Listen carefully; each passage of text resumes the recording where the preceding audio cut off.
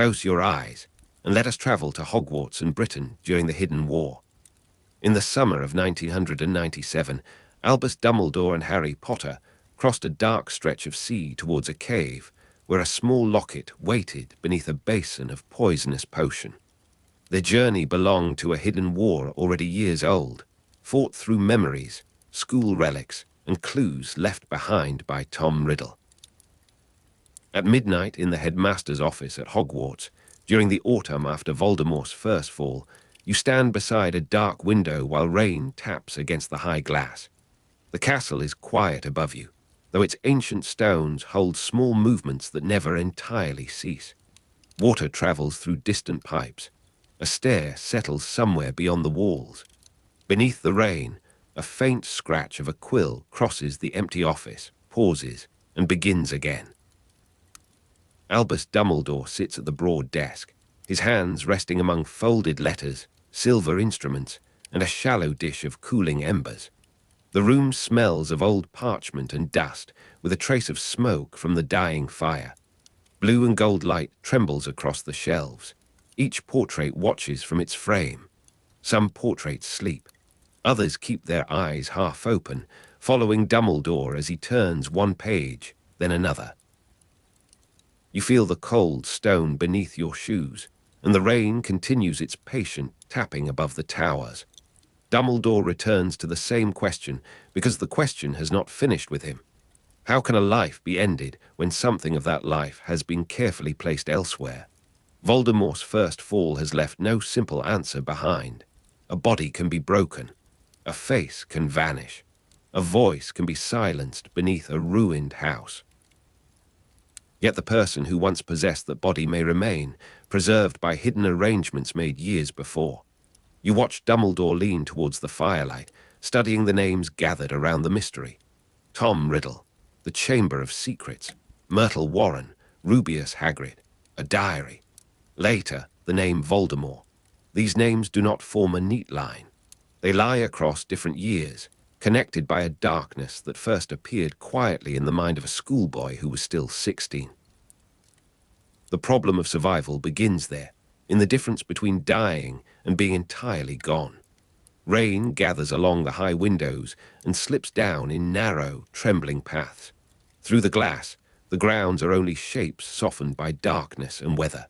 The lake lies somewhere beyond the lawns, hidden beneath the clouded night.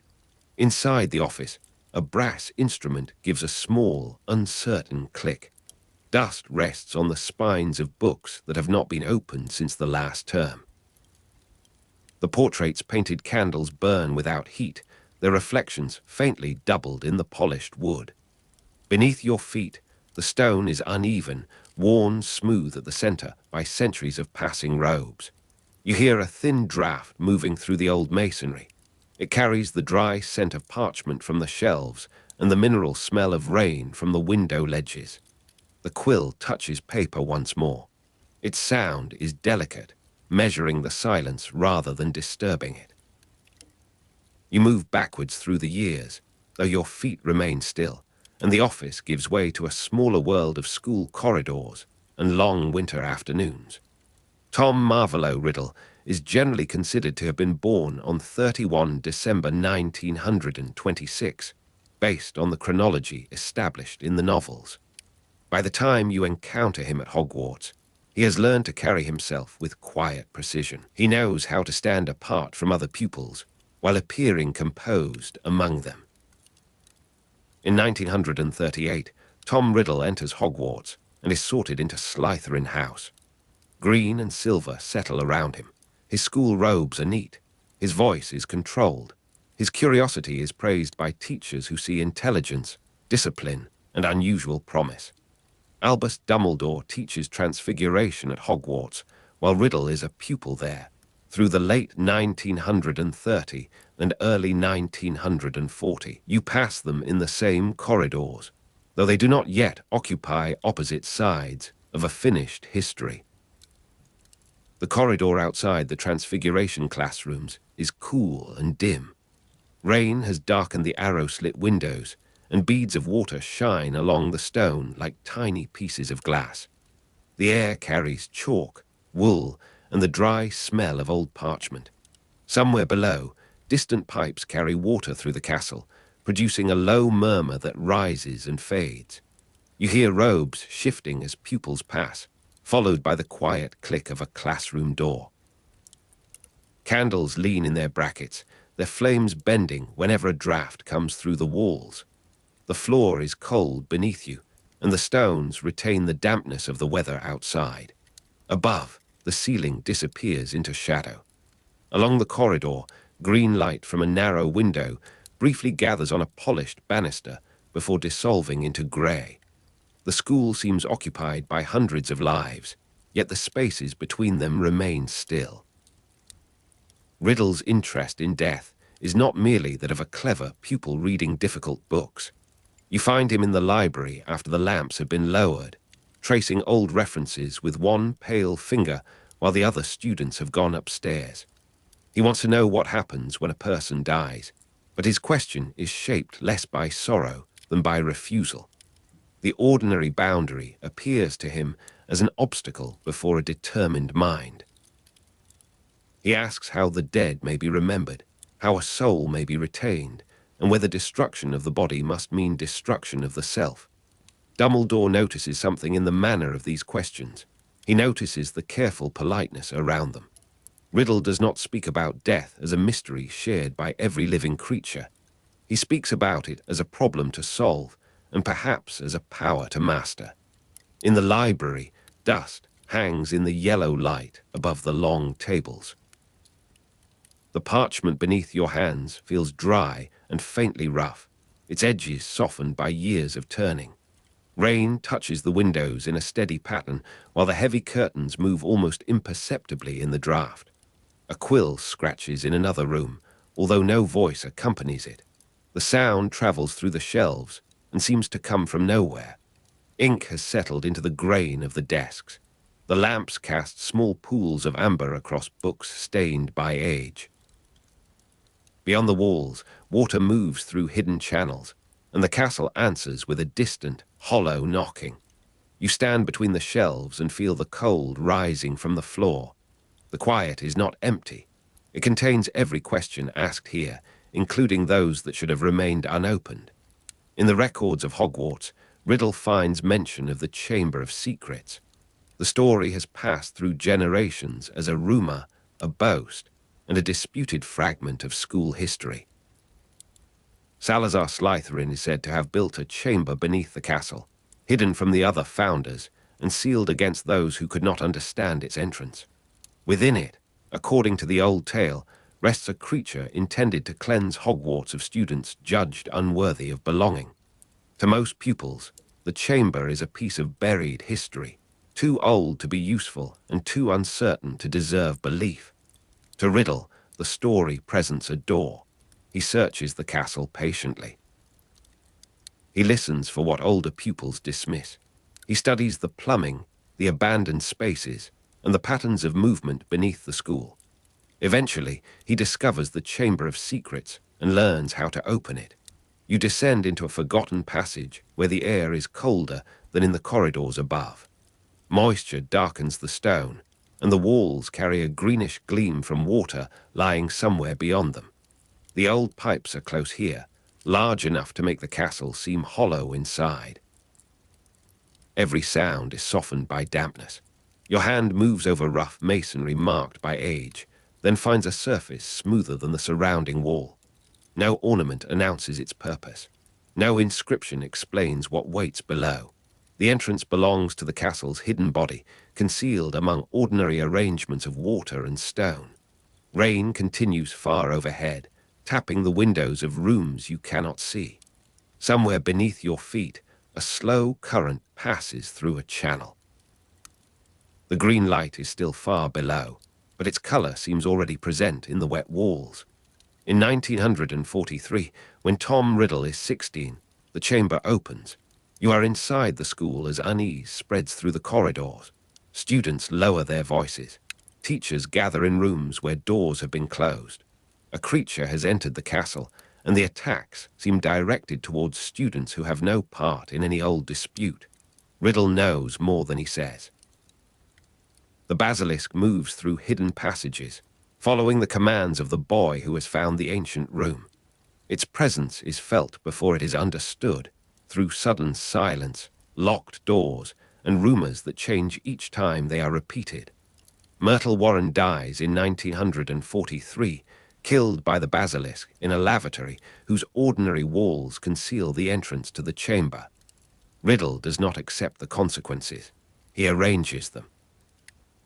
He frames Rubeus Hagrid, another student, whose friendship with unusual creatures makes the accusation believable to frightened adults. The lavatory is dim beneath the rain-heavy castle. Water drips from a tap and breaks against porcelain with a small, regular sound. The mirrors are clouded at their edges, and the floor is cold beneath your shoes. A thin smell of minerals rises from the drains. Behind the walls, distant pipes carry water in slow, uneven pulses. The candles burn low, their flames reflected in wet stone and darkened metal fittings. The room appears too ordinary for the history beginning beneath it. There are no banners, ancient statues, or visible signs of a monster. Only the hush of water and the faint scrape of something moving far inside the masonry. You stand near the sinks while green light gathers in the lowest corners, too faint to reveal a shape. The castle remains above you, full of sleeping rooms and rain. Hagrid is expelled, and the immediate danger seems contained. Riddle receives recognition for exposing the supposed culprit. The school's fear folds back into its usual routines, yet Myrtle's death is not only a crime to conceal. Riddle uses it to create his first Horcrux, the diary. A Horcrux anchors a fragment of a wizard's soul to an external object. The novels leave the exact spell and procedure undescribed, but the essential price is clear. Creating a Horcrux requires murder. Myrtle Warren's death becomes the wound through which Riddle divides himself, and the diary receives what has been torn away. Years later, in the headmaster's office, Dumbledore studies this fact with the patience of a scholar examining a damaged manuscript. The diary is small, portable, and apparently ordinary. Its danger lies in what it preserves. The diary rests on a desk beneath a narrow candle. Its cover is dark, smooth, and unmarked, with the quiet plainness of a school object handled many times. Around it, parchment lies in loose layers. Some sheets curl at their corners, and dust has gathered where the leather meets the wood. The room smells of ink, dry paper, and cold stone. Rain taps high against the windows, each drop softened by the thickness of the glass. A quill scratches once in the empty office, and then falls silent. The diary gives no outward sign of the soul anchored within it. It does not glow. It does not move. It waits. You can almost feel the patience of an object that needs no haste, because decades are no more than a pause between one hand and another. The diary is designed to preserve the memory of the 16-year-old Riddle and reopen the chamber decades later. It is not simply a record of what happened in 1943. It is a vessel with an intention. The young Riddle remains within its pages as a voice that can answer, persuade, and gradually draw another person into the old story. The diary reveals a version of Tom Riddle who seems courteous and attentive, a boy who appears to understand the loneliness of the person writing to him. Yet every answer carries the pressure of an older plan. The memory does not remain passive. It grows stronger through attention. It asks for secrets. It offers companionship. It turns the intimate act of writing into a passage through which the chamber may be reached again. Ink shines softly on the open pages. You place your hand near the margin and feel the slight waviness of paper that has absorbed moisture over the years. The letters are dark, but the page beneath them remains pale in the candlelight. Rain continues along the high windows. The castle's pipes murmur beyond the wall, carrying water through channels old before the diary was made. The air is cool enough to raise a faint sensation along your arms. Dust rests in the folded spine. A candle gutters, straightens, and casts a long shadow from the book across the desk. Nothing in the room announces danger. The diary remains a schoolbook without lessons, a blank place waiting for words. Its silence is gentle. Its patience is not. The years move forward. Riddle leaves Hogwarts, and the memory in the diary remains hidden among the objects of the world. He changes his name and gathers followers beneath the name Voldemort. His body becomes an instrument of ambition, while fear surrounding him grows through wars, disappearances, and whispered reports. At some point in this wider history, Dumbledore begins to see that the diary was not an isolated experiment. The pattern points towards a theory more terrible than ordinary immortality. Dumbledore eventually concludes that Voldemort has divided his soul into Horcruxes. Voldemort intends to create 6 Horcruxes so that his soul will exist in 7 parts, believing that 7 possesses special magical strength. His body may be destroyed, while the soul fragments continue to preserve him. The body is no longer the whole person. It becomes one piece among several. The headmaster's office has grown darker. The fire has settled into red coals, and the surrounding shelves are visible only in broken strips of amber light. Rain moves over the glass like a veil. Silver instruments tick, chime, and fall quiet, each keeping a different measure. The portraits breathe gently in painted sleep. A thread of smoke lingers beneath the ceiling. On the desk, old parchment has taken on the color of bone. The quill lies beside a blot of ink, its feather slightly bent. You hear the castle settling around you, followed by the distant passage of water through pipes. The stone beneath your feet is cold and steady. Dumbledore's face appears thoughtful rather than astonished. The discovery has not made the world stranger. It has made old details join together. A Horcrux is an anchor, but the image is more complicated than a chain fastening a soul to a place. Each fragment preserves something of its maker, while the act of division diminishes the wholeness that once existed. Riddle seeks safety through separation. He imagines that the self can be distributed and protected, hidden in objects that may pass unnoticed through ordinary life. The exact spell is not given to you. The gestures are absent. The novels leave the procedure behind a veil. What remains certain is the murder required to make the anchor. Death opens the wound. The fragment enters the object. The object becomes a small, secret room. Like the chamber beneath Hogwarts, it holds a life sealed away from common sight. You stand beside a cabinet filled with objects that have outlived their owners. A tarnished cup reflects the fire in a thin crescent. A cracked telescope points towards the ceiling. A box of silver buttons rests beneath a layer of dust. Each object has the quiet appearance of something harmless, and each seems capable of concealing a history that cannot be read from its surface. The room smells of wax, parchment, and old wood. Rain taps above the towers, while the castle's hidden pipes carry water below. You hear a faint scratch from the quill on the desk, though no hand is visible near it. The sound is barely there. Cold stone reaches through your shoes. Along the shelves, shadows gather between the objects, creating small spaces where the eye naturally pauses. Nothing stirs. The objects wait without expectation. The diary is the first Horcrux to enter Harry's life, though Harry and his friends do not yet know what it is. During Harry's second year at Hogwarts, in 1992-1993, the old danger returns through a schoolbook passed from one hand to another. Harry encounters the diary's consequences during that year, when its blank pages begin to answer him and its preserved memory takes shape. You move through the school beside him as the attacks resume. Students are found petrified. The name of the chamber is spoken again. The old accusation against Hagrid rises from its buried place.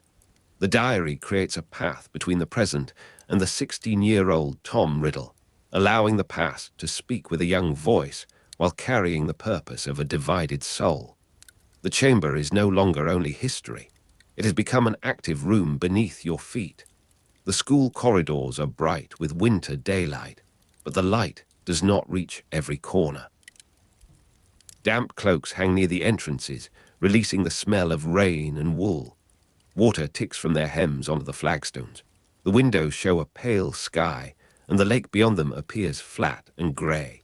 Beneath the floor, pipes carry water with a soft internal rush. The portraits murmur behind their frames, then lapse into uneasy silence. You pass suits of armor whose metal surfaces hold cold reflections. A candle trembles beside a stairwell. Dust lies in the grooves between stones, and the air feels close wherever the castle narrows. Ordinary school life continues around you, but it seems more distant than before. A door closes. Footsteps fade. Somewhere below, something old is listening. The diary's strength lies not in its appearance, but in its ability to receive another person's loneliness. Words enter the pages, and the pages answer with apparent understanding. The memory of Riddle presents itself as a companion who knows the castle and remembers the chamber. It speaks with the calm confidence of someone who has already solved the mystery troubling you. In time, the diary draws strength from the life placed before it, and the preserved memory becomes more complete. The 16-year-old Riddle begins to stand apart from the paper. He is still a memory, yet he behaves like someone waiting to return. The diary's patience has reached its appointed hour. Decades after the opening in 1943, the Chamber of Secrets opens again, and the ancient basilisk moves through Hogwarts once more. The pages feel cool beneath your fingers. Ink gathers in the grooves of the paper, dark as wet soil. The cover carries a faint smell of leather and dust, while the desk beneath it has the dry warmth of old wood near a fire. Rain touches the high windows in smaller, softer strokes. The castle's pipes make a muted rhythm below, like water traveling through a long underground corridor. You hear one quill mark in the distance, then another, each stroke separated by careful silence. The candle flame leans towards the open page. Any greenish light from the lake seems impossible here, yet a trace of that color rests in the shadow beneath the diary. Around you, the office remains motionless. The object is small enough to close in one hand. Its weighting fills the room. Harry follows the memory of Riddle into the chamber. The route descends through wet stone, hidden plumbing, and passages shaped before the present school took its familiar form. At the bottom, the chamber opens around you, vast and solemn, with carved serpents watching from the walls. A dim green light filters through water and stone, turning every surface submerged and indistinct. The basilisk lies within the darkness, ancient and immense, carrying the consequence of a command issued in 1943. Riddle's memory stands near the entrance to the inner room, preserved by the diary and sustained by what it has taken. He speaks as though the years between then and now were merely an interval. The chamber is a buried piece of Hogwarts history, but history here has found a voice. Its old purpose has become present again. Cold water moves somewhere behind the walls, passing through distant pipes with a deep and patient sound. The chamber floor is slick beneath your feet, its stone worn by water and time. Green light trembles across the carved serpents, then fades when the surface above shifts. Moisture gathers on your skin. The air smells of mineral water, old masonry, and something faintly metallic. Every breath feels quiet inside the enormous room. The basilisk's movement is heard before its shape is understood, a heavy disturbance traveling through darkness. You stand beneath ceilings that disappear into shadow. The rain tapping high windows is now impossibly far away, yet its memory remains with you, connected to the hidden water beneath the castle. The chamber keeps its own weather. Its silence is deep and green. The diary begins to show what it has preserved. Tom Riddle's 16-year-old face appears in the memory, composed and attentive, still carrying the schoolboy's smooth manner. He tells the story of the chamber's opening as though displaying an achievement worthy of admiration. He shows how the basilisk was found and directed. He shows how Myrtle Warren died and how Rubeus Hagrid was blamed. His memory has been designed to survive, and survival has polished it. The diary does not preserve remorse. It preserves purpose. Dumbledore's later conclusion rests upon this distinction. The diary is not merely evidence left behind by a murderer. It is a Horcrux, an external anchor holding a fragment of Voldemort's soul. The fragment has waited in silence, ready to use the old story again. The chamber air presses gently against your face, cold and damp. A thin sheen of water covers the nearest stones, reflecting the green light in broken lines. The carved figures have softened edges where moisture has touched them for centuries. Drops fall from above at irregular intervals. One strikes the floor beside you and sends a small ring across a shallow pool. The sound travels farther than it should. Behind the walls, water continues its hidden journey. The basilisk's presence leaves the darkness tense, though the room itself remains still. You notice the faint scent of wet stone and the roughness of ancient carvings beneath your hand. Far above, the castle receives the rain. Far below, the chamber holds its breath. Harry does not yet possess the full language of what he has found. He knows that the diary is dangerous. He knows that it has reopened the chamber and that Riddle's memory has become a living threat. He does not know that this is the first Horcrux destroyed. He does not know that the diary belongs to a larger design, or that Voldemort intended 6 Horcruxes and 7 parts of a soul. Such knowledge will come later, when Dumbledore assembles the fragments of the past.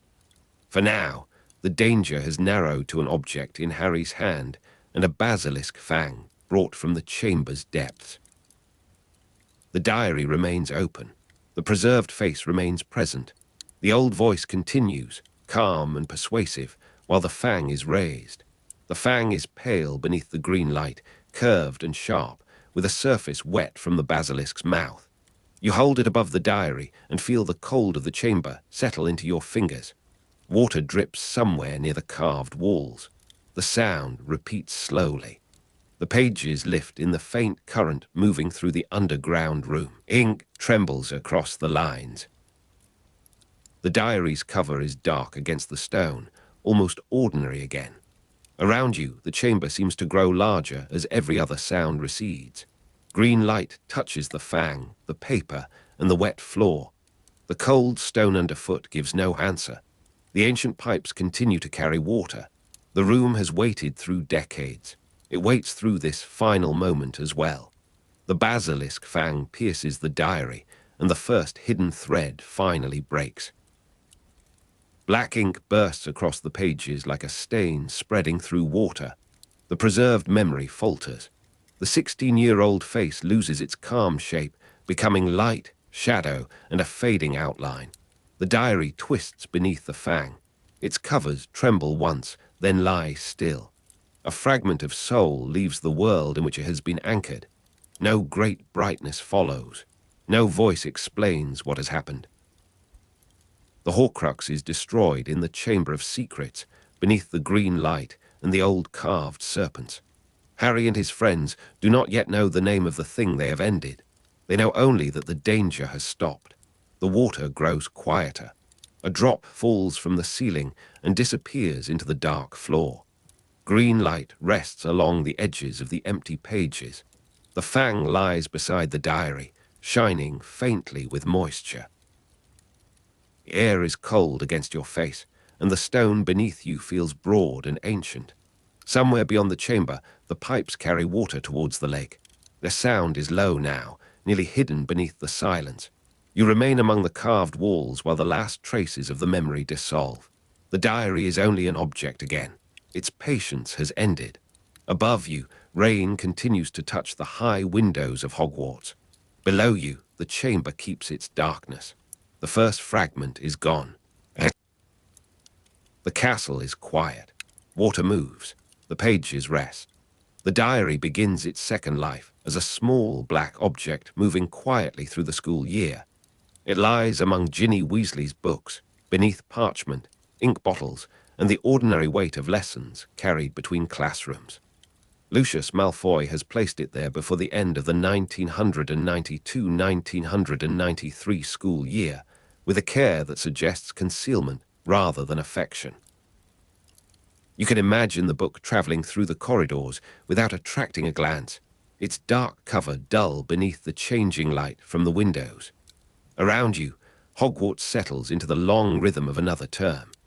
Rain gathers along the glass, and the castle stones hold the dampness of the season in their pores.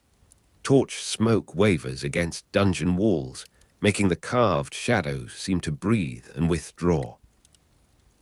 In the library, dust rests softly upon unused shelves, while ink shines wetly on ruled pages beneath the lamps. The diary has no ornament except its blackness, and no sound except the soft flutter of pages turning when nobody touches them. Ginny begins writing in the diary because its emptiness feels less severe than the silence of an ordinary page. You are sitting near a window where the afternoon has faded into grey, with your schoolbooks closed and your quill held loosely between your fingers. The first marks are small, uncertain observations about classes, unfamiliar corridors, and the loneliness of being the youngest Weasley at Hogwarts. When the ink dries, the diary remains still, absorbing each line without judgment. Night arrives slowly across the grounds, and the windows become dark mirrors in which candle flames tremble. Somewhere far below, water passes through the pipes with a muffled, patient murmur. The air smells of wet stone, old wood, and the faint metallic tang carried from the dungeons. Beside Ginny, the black diary lies open beneath the edge of her sleeve. The ruled pages are pale in the lamplight, and a few drops of ink shine before sinking into the fibers. The reply appears after Ginny has gone. A sentence forms beneath her handwriting, though no hand is visible, and no chair moves across the room. The young Tom Riddle answers with calm courtesy, asking about the castle, the other students, and the reason for her sadness. You find the words harmless at first, almost kind, because they offer the simple comfort of being understood. Ginny writes again, and the diary answers with greater familiarity. In the deserted classroom, candles burn low in their brass holders. Their flames bend whenever a draught enters through the window frame, carrying the cold smell of rain from the grounds. The wooden desk is smooth beneath your fingertips, polished by generations of restless students. A page turns with a soft flutter, although the room is empty, and the sound disappears into the corridor beyond. On the paper, wet ink catches the light, as if the letters themselves possess a quiet sheen. Tom Riddle presents himself as a 16-year-old Hogwarts student, preserved not as a portrait, but as an enchanted recollection with a voice and a purpose. You see him in the diary's pages as an intelligent boy in a neat uniform, composed beyond his years and attentive to every weakness disclosed to him. He speaks through writing, allowing Ginny to believe that she has found an unusual friend. His answers are measured, and his patience makes the friendship seem safe. The school continues around the hidden conversation. Doors open and close in distant passages, shoes tap over flagstones, and bells mark each movement of the day. In the evenings, the corridors empty after curfew, leaving only torch smoke wavering against dungeon walls and the occasional whisper of plumbing behind the stones. Ginny carries the diary beneath her robes, feeling its narrow shape against her side. The object grows familiar through constant touch, though its surface remains cold. The first changes are difficult to locate because they arrive as suggestions rather than commands. Ginny becomes more willing to write, more reluctant to close the book, and increasingly anxious when several hours pass without a reply. Tom Riddle asks questions that appear sympathetic, then turns her answers gently towards resentment. You stand at the edge of those private pages as her handwriting becomes more hurried and the spaces between the lines grow narrow. The diary is no longer merely receiving her thoughts. Beyond the dormitories, moonlight lies in pale strips across the floor. Dust moves through the beams whenever somebody passes along a nearby staircase. The castle is quieter after midnight, yet quietness does not mean safety. It simply allows small sounds to travel farther. A hinge gives a soft complaint, a distant footstep pauses, and somewhere in the walls water shifts through hidden channels. The diary rests beneath a pillow, its pages turning once, then twice, without disturbing the sleeping room. The memory of Tom Riddle begins drawing life and strength from Ginny as the diary grows more powerful. You can feel the change in the contrast between her tired body and the increasing clarity of his presence. Her fingers tremble when she writes, while the letters attributed to Riddle become firm and even. He appears more completely within the enchanted memory, no longer confined to brief replies. Ginny's energy feeds the image until the 16-year-old boy seems almost present. The morning light is thin and colorless, spreading across the dormitory curtains without warming them. Ginny's face is pale above the blankets, and her school robe lies crumpled near the bedpost. The diary's black cover bears the faintest reflection of the window, a narrow silver shape upon darkness. When the book opens, the pages give off the dry scent of old paper. Ink shines on ruled pages, though nobody has dipped a quill. Riddle leads Ginny towards the Chamber of Secrets by making the path seem like her own decision. He does not need to shout, because the diary has already become the place where her fear and anger are arranged into meaning. Through him, the castle's hidden history becomes personal, and the ancient chamber begins to feel like an answer to her confusion. You move with Ginny through passages where portraits sleep and suits of armor stand without witnesses. Her steps become quieter as the diary's influence deepens. The abandoned corridors receive you with a coldness that seems older than the school year. Torch smoke hangs in wavering threads along the dungeon walls, and moisture shines upon the joints between the stones. At the far end of one passage, a warning has been written where every student can see it. The letters look harsh beneath the torchlight, and footsteps approach, hesitate, then retreat. Nobody speaks loudly near the message. The castle seems to be listening through its masonry. The basilisk is released into Hogwarts during the 1992-1993 school year, moving through the pipes and summoned by Ginny under the diary's influence. The creature remains beyond ordinary sight, known first through sounds beneath the floors and sudden disturbances in the castle. You are near the corridors when frightened students begin running, their voices breaking against the walls. The basilisk petrifies several students, leaving their bodies rigid and unresponsive, while a school cat is found petrified and a rooster is killed during the attacks. Cold air collects in the lower passages, where the stone floor remains damp beneath your shoes. A torch burns with a ragged flame, sending smoke across the ceiling in slow horizontal bands. Somewhere behind the walls, a heavy movement passes through water, and the pipes answer with a shudder. The smell of moss, dust, and extinguished fire lingers in the narrow spaces. At the edge of the corridor, a dropped book lies open, its pages lifting and settling in a current too slight to feel. The attacks alter the ordinary shape of the school. Classes continue, but every doorway now appears to contain a possibility, and every reflection invites suspicion. You pass the petrified forms of students surrounded by anxious adults, while mandrakes grow elsewhere in preparation for the restorative draft. The news of the attacks moves quietly through the castle. Ginny's absence is noticed, then explained away, then noticed again. The diary remains near her, patient and black. Faint daylight reaches the abandoned corridor through a high slit window, turning the dust into a drifting veil. The flagstones are cold enough to draw warmth from your souls, and the walls carry the mineral smell of underground water. From beyond, a locked door comes the scrape of a branch against glass. No one enters the passage for several minutes. The silence is broken only by footsteps quickening near the warning. Tom Riddle speaks through the diary without melodrama, and the absence of theatrical emotion makes his words more disturbing. He explains the chamber as though discussing an old piece of school architecture, describing its history with the confidence of someone who has discovered its entrance. You hear the calm pride of a student who has uncovered a secret reserved for the most exceptional mind. His voice does not need anger to reveal contempt. It treats other lives as material.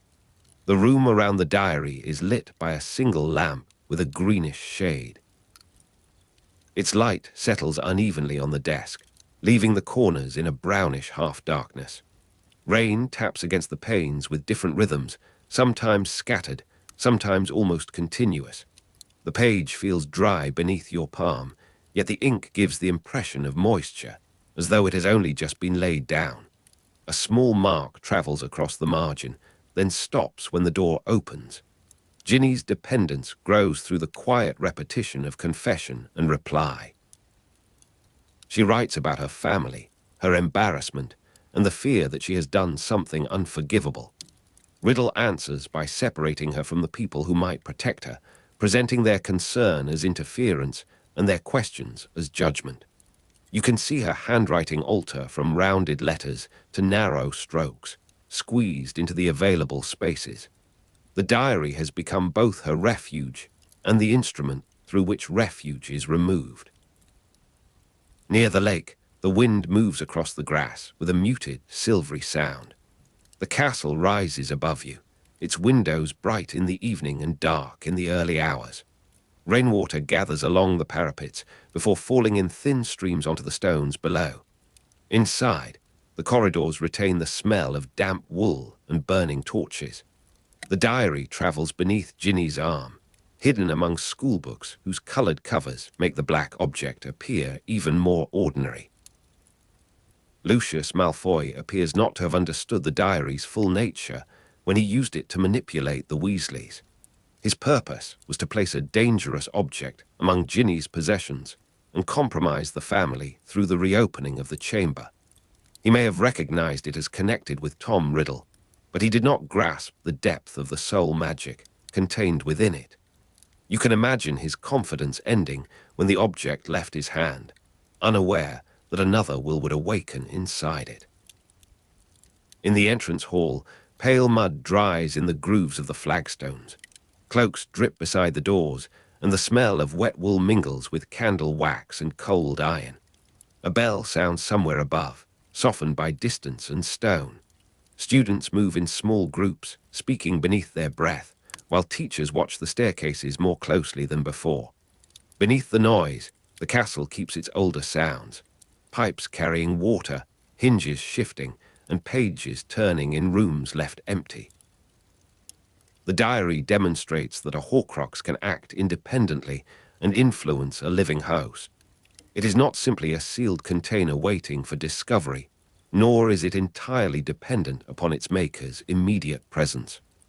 Riddle's preserved memory observes Ginny, responds to her, strengthens itself through her life, and eventually directs her body towards actions she does not understand. You stand within the widening distance between Ginny's intentions and the movements imposed upon her. That distance becomes the hidden center of the attacks. A draft passes through the dungeon and stirs the loose edges of parchment stacked near the wall. Torch smoke curls briefly into shapes before breaking apart against the dark stone. The floor is marked with old scratches from trunks, claws, and the hard heels of boots. Somewhere overhead, a door closes with a heavy wooden sound. Within the silence that follows, the diary's pages lift one after another, revealing lines of writing that fade almost as soon as they appear. The young Riddle preserves his appearance of reason even as the diary approaches its purpose. He tells Ginny that the chamber can be opened, that the monster can be summoned, and that the school deserves to be cleansed of those he regards as unworthy. Yet he speaks as though sharing a secret with a trusted companion. You hear no grand declaration, only the cold arrangement of facts that makes obedience appear inevitable. Ginny becomes the hand, while Riddle remains the hidden intelligence. In a corridor lined with suits of armor, torch flames lean towards the same unseen current. Their metal surfaces reflect broken orange lines, and small pools of melted wax have hardened upon the floor. The air is dry near the flames, but cold along the walls. Every footstep seems to linger after it has ended. A page turns somewhere nearby, though no book is visible, and the soft flutter travels along the passage like a small breath beneath a door. Ginny disappears, and the search for her begins among the ordinary explanations of school life. Harry follows the trail through clues that lead downward, past the known boundaries of Hogwarts and into the ancient passages beneath it. You descend with him through darkness, where the walls are wet and the air grows heavy. The pipes carry water towards the lake, their low vibrations passing through the stone. Far below the school, the entrance to the chamber waits behind a language only one voice can speak. The underground passage smells of clay, mineral water, and old decay. Your hand moves along the wall and finds carved grooves filled with centuries of dust. Drops fall from the ceiling at irregular intervals, each one striking the floor with a small, hollow sound. Torchlight weakens as the passage bends, while shadows gather in the recesses of the stone serpents. The deeper you travel, the less the school resembles a place built for children. Harry enters the chamber after following the trail of Ginny's disappearance. The immense doors open upon a space of carved pillars, flooded reflections, and darkness gathered beneath the ceiling. Ginny lies nearby, pale and unmoving, while the young Riddle stands before her in the form preserved by the diary. He reveals that he has preserved himself in the diary for 50 years. His statement is delivered with quiet satisfaction, as though the length of time proves the success of an experiment. Water glimmers along the floor in narrow sheets, disturbed by ripples traveling from the distant pipes. The carved serpents rise above you, their stone scales softened by moisture and age. Torch smoke drifts beneath the ceiling and gathers in the hollows between the pillars. A metallic smell enters the air when the basilisk appears, sharp and ancient, like blood upon iron. The chamber seems to contain no outside weather, yet cold moves across your face. Riddle explains that Ginny has given him life, and that her strength has allowed his memory to become real. The diary has fed upon her fear, attention, and the vitality of her living body. He speaks of the process without shame, because to him, another person is only a resource that can be consumed. You remain close to the wet stone while Harry listens, and the young face of Tom Riddle carries the beauty of a boy who has never accepted mortality. His calmness is almost scholarly. The basilisk's movement sends a deep tremor through the water. Shadows lengthen between the pillars, and torch flames flutter in response to the creature's passage. Drops fall from the carved ceiling and break upon the black surface below. The metallic smell of venom grows stronger, mingling with the damp odor of the chamber. At your feet, a fragment of parchment floats past, turns in a circle, and drifts beneath the reflection of a stone serpent. Harry receives the sword of Gryffindor from the sorting hat, its blade shining with the residue of old magic. The basilisk strikes through the darkness, and the chamber becomes a place of sudden movement, water and stone. You follow the struggle in fragments, the rush of the creature, the scrape of scales, and the flash of the blade. A fang pierces Harry's arm, and basilisk venom begins to enter his blood. The sword finds the basilisk, and the great body collapses across the wet floor. The fallen creature leaves the chamber trembling beneath its weight. Water runs around the basilisk's scales, carrying dust and dark traces towards the drains. Torchlight catches upon the open jaws, where venom glistens with a dull, greenish brightness. Its smell is metallic and bitter, filling the air near the diary. Harry moves with difficulty, yet his attention remains fixed upon the small black book. The pages begin turning rapidly, as though the object senses the approach of its ending. Riddle reaches towards Ginny, drawing more life from her as Harry struggles to remain standing. His preserved image has grown stronger through the diary's feeding, and the boy of 16 now appears almost solid within the chamber. You see the difference between the living child lying upon the stone and the memory standing beside her. One body is weak because it is given too much, while the other gains definition from what has been taken. The diary rests between those conditions, quietly open. Basilisk venom gathers upon the fang near Harry's hand. Its surface reflects the torch flames in narrow, trembling lines, while the air around it seems colder than the rest of the chamber. Water slips beneath the fallen basilisk and carries a faint metallic scent into the cracks between the stones. The pages turn without wind, producing a soft flutter beneath every other sound. Riddle's written words blur, reform, and wait. Harry uses a basilisk fang to pierce the diary. The point enters the black cover and passes through the pages where Ginny's confessions and Riddle's replies have become interwoven. Venom spreads through the paper in branching stains, darkening the ink and silencing the movement of the pages. The young Riddle's form begins to thin. His features lose their calm definition, and the enchanted memory folds inward as though the years preserved within it are suddenly returning. The chamber falls into a silence that feels heavier than before. No pipe sounds clearly now, and the water seems to move beneath a layer of glass. Torch smoke hangs against the dungeon walls, barely wavering. The metallic smell of basilisk venom remains in the air, sharp enough to taste at the back of your throat. The diary lies open on the stone, its pages pierced and motionless. The flutter of turning pages has ended. The basilisk venom destroys the soul fragment within the diary. What remains of Tom Riddle's preserved memory dissolves from the chamber, leaving no portrait, voice, or shape behind.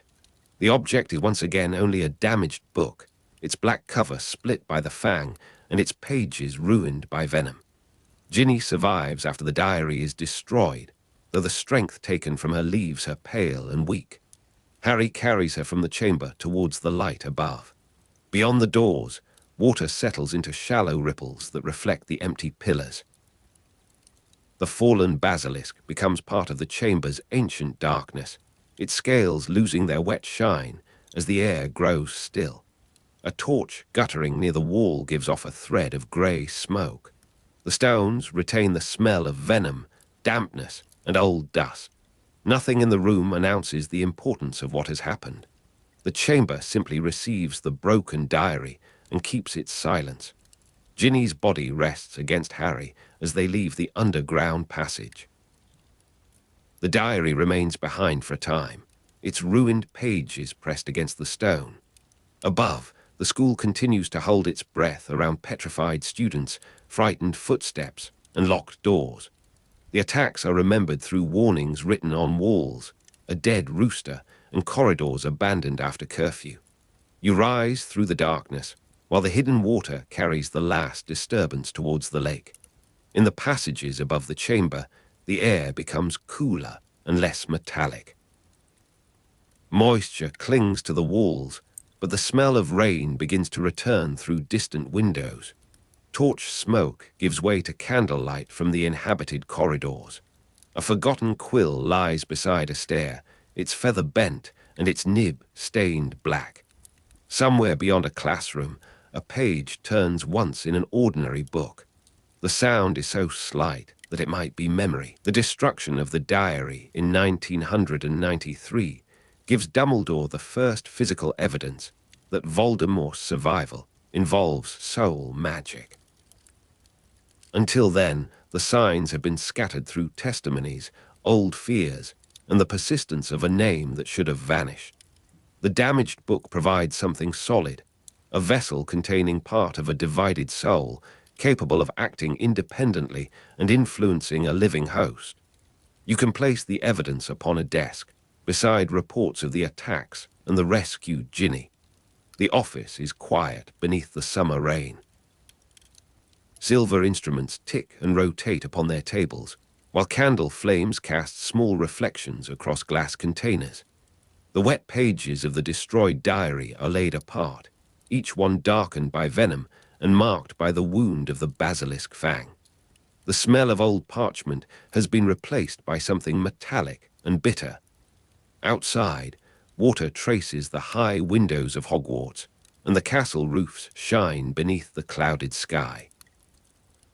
Lucius Malfoy's plan has failed, though the object he used reveals more than he intended.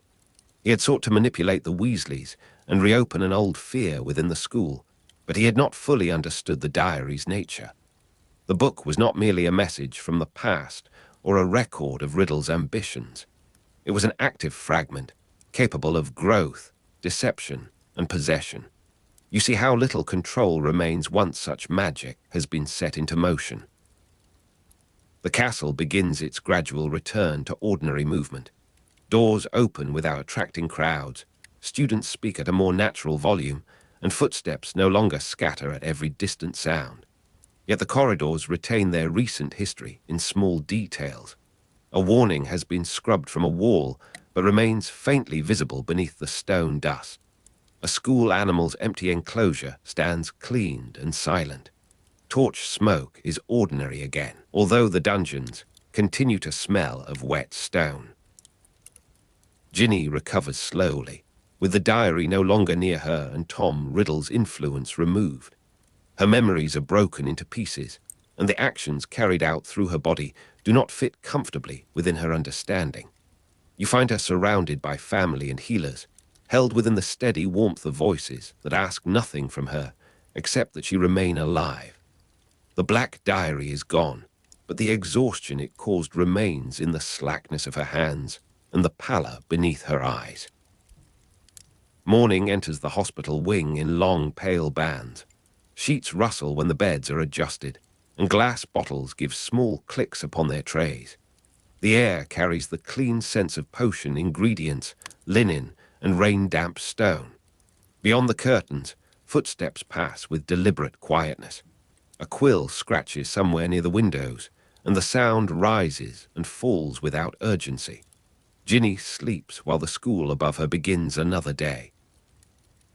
The diary's destruction marks the first known defeat of one of Voldemort's soul fragments. It is also the first moment when Horcruxes become connected to an object that can think, act, and exert pressure upon the living. Dumbledore studies the event as a scholar studies a rare and dangerous text, tracing the relationship between the diary, Riddle, Ginny, and the later signs of Voldemort's persistence. You stand within the quiet aftermath, where the answer has appeared before its full meaning can be understood. Rain continues along the high windows, but the sound has softened to delicate tapping. In the corridors, pale light rests upon the worn flagstones and reveals every uneven edge. The air is cool near the walls, warmer where torches burn, and faintly scented with soot. Empty corridors after curfew belong once more to dust, stone, and the muted echo of distant water. No black cover waits among the books. No ink shines upon ruled pages. The diary is an object again, but the castle has not forgotten what it contained. Its small size now seems almost absurd beside the damage attached to it. The open chamber, the basilisk, the petrified students, and the weakness left in Ginny's body. You can hold the facts together without arranging them into a single frightening image.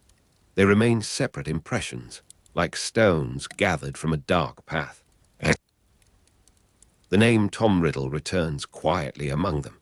At the end of the school year, the chamber remains beneath Hogwarts, its carved walls damp and its pillars marked by age. The basilisk lies where it fell, and the diary has been reduced to torn, venom-stained pages. Above, students cross the grounds beneath clearing weather, carrying books that contain no hidden memory. The pipes continue their journey towards the lake. In the silence below, the last traces of Riddle's voice have disappeared. The air beneath the castle is still enough for a single drop of water to sound immense. Torch smoke thins along the walls, leaving a faint grey veil above the ancient floor. The metallic smell of basilisk venom lingers around the ruined diary, though it fades slowly into damp stone and dust. One page shifts beneath a current from the passage, lifts at its corner, and settles again. Nothing answers it. The book cannot open by itself any longer. The event of 1993 will eventually become evidence in a larger pattern, but for now it remains a quiet and uncertain discovery. Dumbledore knows that Voldemort's survival is connected to soul magic, while the others know only that a diary nearly consumed a child. You leave the chamber with those two understandings resting beside one another. The first is precise and dangerous. The second is human, immediate, and heavy with relief. Above the underground passages, evening settles across the towers. Rain has left the windows dark and shining, while the last daylight gathers in the western glass. The castle breathes through chimneys, stairwells, and narrow gaps beneath doors. Somewhere in a quiet room, a stack of books leans against the wall, their pages undisturbed. The smell of wet earth enters from the grounds. Night approaches without haste, covering the high windows one by one. The diary that should not have survived has finally been destroyed, though its purpose was achieved long before its pages were pierced. It carried Tom Riddle's 16-year-old memory across 50 years, entered Ginny Weasley's schoolbooks, and moved through the 1992-1993 school year like a concealed current. It made a living host serve an absent will, opened the Chamber of Secrets, and showed Dumbledore that soul magic could remain active within a common object. You return to the silent stone beneath Hogwarts, where water moves towards the lake and the pages rest. Beyond the chamber, the castle lies beneath winter darkness, its corridors folded into shadow and its staircases holding their patient turns. Beside you, Dumbledore stands near the pensive, one hand resting lightly upon its rim. Silver vapor curls above the basin, slow as breath in cold air, while the liquid surface carries the faint gleam of old metal. The investigation proceeds through borrowed memories, because no single written explanation has preserved the whole design. Each recollection offers only part of the past, a room without its adjoining passage, a voice without the words that preceded it. You watch Dumbledore lower another thread of thought into the basin, and the silver surface opens beneath his fingers. The stone floor seems to withdraw, and the muffled sensation of sinking into a memory gathers gently around you. The first recollection carries you away from Hogwarts and into London, where a narrow street lies beneath a colourless afternoon. Dumbledore is younger there, though his bearing is already grave, and he approaches an orphanage whose brickwork has been darkened by rain. You follow him through a doorway into a stale London room, where dust, boiled vegetables, damp wool, and extinguished coal hang beneath the ceiling. A woman brings forward a thin, dark-haired boy named Tom Riddle. He sits very straight, his hands arranged neatly upon his knees and his eyes fixed upon Dumbledore's face. Nothing in his manner is openly violent, yet his attention has the stillness of a locked door. Around you, the room contains little that belongs to any one child. Iron beds, chipped enamel basins, folded blankets, and a cupboard with a broken handle suggest a life held in common. Tom watches everything, and the room appears to belong to him because he has already measured it. You stand within the memory while Dumbledore explains that Tom Riddle grew up in the orphanage after his mother, Merope Gaunt, died shortly after his birth. The boy has no living parent beside him, no family story offered in a warm voice, and no household object carrying an inherited name. His history reaches backwards through silence, while his future remains hidden beneath the careful expression of a child. Dumbledore asks questions, and Tom answers with precise politeness, revealing that unusual events have gathered around him. Other children have feared him, animals have suffered in his company, and small possessions have disappeared after he became interested in them. You see him describe these matters without shame or excitement. His manner suggests that ownership interests him more deeply than companionship. The orphanage has provided shelter, but it has not taught him belonging. In that narrow London room, possession begins to resemble a form of security. Muted daylight enters through tall windows clouded by grime, dividing the room into pale rectangles and brown shadow.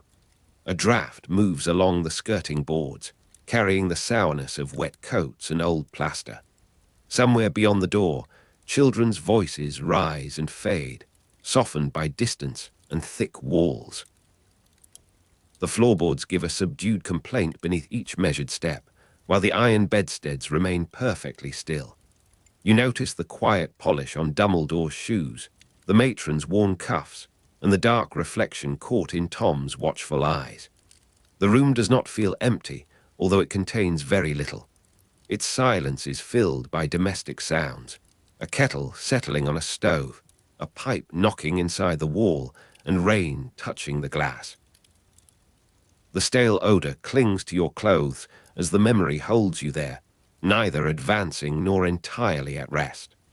The pensive returns you to the present, though present is an uncertain word beside a basin that contains decades. Dumbledore's face appears in the dark curve of the liquid, and silver vapor drifts between his shoulders and the distant archways. Harry stands close beside him, as he did during the 1996-1997 school year, when their examination of memories became an investigation into Tom Riddle's later life. You are again beside them, watching the past gathered in strands. The memories came from teachers, acquaintances, and reluctant witnesses, each holding a fragment shaped by fear, vanity, affection, or simple forgetfulness. Dumbledore understands that recollection is never a complete record. It is a room viewed through one person's eyes, with certain doors left closed. Yet partial memories can be compared, placed beside one another, and joined by the facts they share. The pensive allows Dumbledore and Harry to reconstruct events that occurred decades earlier. A different memory draws you into a country lane, where summer heat has settled heavily upon a neglected cottage. The walls lean beneath their weathered roof, and the windows are narrow, clouded, and dark. You enter the Gaunt family home with Dumbledore, noticing the sour smell of stagnant air and the rough grit beneath your shoes.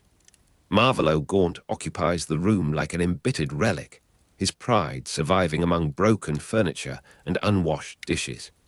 Beside him, Morphine carries the family's bitterness in a more restless form, while Merope moves quietly through the disorder, diminished by years of contempt. Tom Riddle is not present in this memory, yet his ancestry waits everywhere around you. The Gaunts speak of blood as though it were a possession, and of possessions as though they proved blood. Their poverty has not weakened their certainty. It has made their few inherited objects seem more precious than human lives. In the close room, you see the ring that once belonged to Marvolo Gaunt, its stone bearing an ancient symbol and its surface dulled by neglect. The object rests among ordinary things, but it does not appear ordinary to the family gathered around it. Its weight is greater than its size, because it carries the idea of descent. Elsewhere, the Gaunt family possesses Slytherin's Locket, an heirloom connected to Salazar Slytherin and preserved through generations of resentment. You do not yet see how the locket will pass from one hand to another, or how the ring will later become part of a darker collection. You see only the family's attachment to what remains. The cottage offers no comfort, yet the old objects give its inhabitants a story in which they stand above others. Riddle will learn that he descends from Salazar Slytherin through the Gaunt family, and the knowledge will answer a hunger already present within him. Heat lies trapped beneath the cottage roof, refusing to escape through the small, unclean windows. Dust rests along the mantel, while flies move lazily through a beam of yellow light. The walls hold the smell of damp timber, ash, old sweat, and summer earth warmed beyond freshness. You hear the slow scrape of a chair, the soft click of a ring against wood, and the irregular breathing of someone standing just beyond the room. Nothing shines except the inherited metal, and even that brightness has been subdued by age. The locket lies among the household's worn belongings, its surface showing a faint greenish gleam whenever the light reaches it. Summer heat presses gently against your skin, while the air seems thick with words repeated for too many years. The house remembers pride more easily than kindness, and its silence feels crowded with ancestors. Dumbledore shows Harry the gaunt memory because the orphanage story cannot explain the full direction of Riddle's ambition. The young man does not merely wish to escape poverty, nor does he seek knowledge without a purpose. He wants a lineage that will make his identity exceptional, together with objects that can embody that lineage after their owners are gone. You examine the memory beside Harry, while Dumbledore points towards the connections hidden within its details. The old ring links Tom to the Gaunts link him to Salazar Slytherin, and the locket links the family to one of Hogwarts' founders. The pattern is visible, though its final shape has not yet been formed. Riddle's interest in possessions has become an interest in symbols. He gathers evidence of himself from the past, as though ancestry can be collected and stored like treasure. Beyond the pensive, the chamber remains dark and cool, but the memory's summer follows you into it. Silver vapor rises in delicate threads, catching the dim torchlight before dissolving above the basin. Water continues its quiet movement along the stone channel, and the sound seems to come from very far away. Harry's breathing is steady beside you, while Dumbledore turns the memory gently with one careful finger. The image of the gaunt cottage trembles, then settles again, its doorway suspended within the liquid. You feel the muffled sensation of sinking whenever the scene deepens, as though the body has become heavier than thought. The chamber smells of wet stone, cold metal, and faint mineral water. No voice announces what the objects mean. Their significance gathers gradually through proximity, repetition, and the patient arrangement of fragments. The next memory brings you into Hogwarts during 1943, when Tom Riddle is 16 and already distinguished among his classmates. Horace Slughorn is teaching potions that year, and his office contains the comfortable disorder of a successful professor. Riddle approaches him after lessons, carrying himself with a courteous confidence that conceals the purpose of his visit. You stand near the shelves as Slughorn settles into his chair, surrounded by tobacco smoke, polished wood, brass instruments, and glass jars filled with ingredients. Riddle disguises his interest as an academic question about the limits of dark magic. He speaks of Horcruxes not as a personal intention, but as a subject that might be examined by a gifted and curious student. His voice remains calm, and his expression suggests that the matter is theoretical. Yet the question has been prepared with unusual care, as though he has rehearsed every word before entering the office. Slughorn listens while the boy asks whether it is possible to make more than one Horcrux. The professor senses something troubling beneath the academic language, although he does not immediately understand the extent of Riddle's ambition. You watch his face change by small degrees, from indulgent interest to discomfort, while the fire settles behind its brass guard. Slughorn refuses to give a complete answer, and his hesitation becomes part of the memory's importance. He does, however, confirm that a soul can be split. That confirmation is enough to place a dangerous possibility within Riddle's reach. The conversation does not reveal every method, nor does it explain how many fragments Riddle may later create. It shows only the moment when the question is spoken aloud and partially answered. In 1943, Riddle was 16, and the future Lord Voldemort still wore the outward shape of a promising Hogwarts student. The office holds the warm, layered scent of tobacco smoke, leather bindings, dried herbs, and polished wood rubbed smooth by years of use. Copper pans hang beside the shelves, their surfaces reflecting the low fire in muted orange patches. You hear the faint clink of glass as Slughorn moves among his bottles, followed by the soft scrape of a chair leg upon the floor. Smoke gathers beneath the ceiling and curls around the lamps, making the corners appear farther away than they are. Riddle's robes remain immaculate, their dark fabric absorbing the uneven light. Slughorn's desk carries papers, ink, and a silver knife whose handle has been polished by many hands. The warmth is not comforting in quite the usual sense, because the room seems to guard something neither speaker wishes to name. Tobacco smoke and polished would hold the memory together, rich and quiet beneath the conversation. You remain inside Slughorn's office as the question becomes more direct, though Riddle never abandons his careful disguise. He asks what would happen if a person wished to divide the soul repeatedly, framing the matter as an extreme extension of forbidden theory. Slughorn's answer falters. He speaks of the soul as something damaged by division, and his discomfort reveals more than his words. Riddle watches closely, storing each hesitation and confirmation. The professor's memory does not preserve the entire exchange with perfect clarity, because fear has altered its edges. Important phrases are blurred, and the sequence contains small gaps where certainty should be. Dumbledore knows that the missing portions matter. This is the altered memory he must retrieve during the events of Harry Potter and the Half-Blood Prince. The damaged recollection is not a simple error. It is a concealed door, deliberately distorted by Slughorn after the conversation ended. Years later, Slughorn's altered memory remains hidden behind shame, self-protection, and the wish to believe that no great harm followed from one unfortunate discussion. The professor has changed the recollection so that its most dangerous part cannot be seen clearly.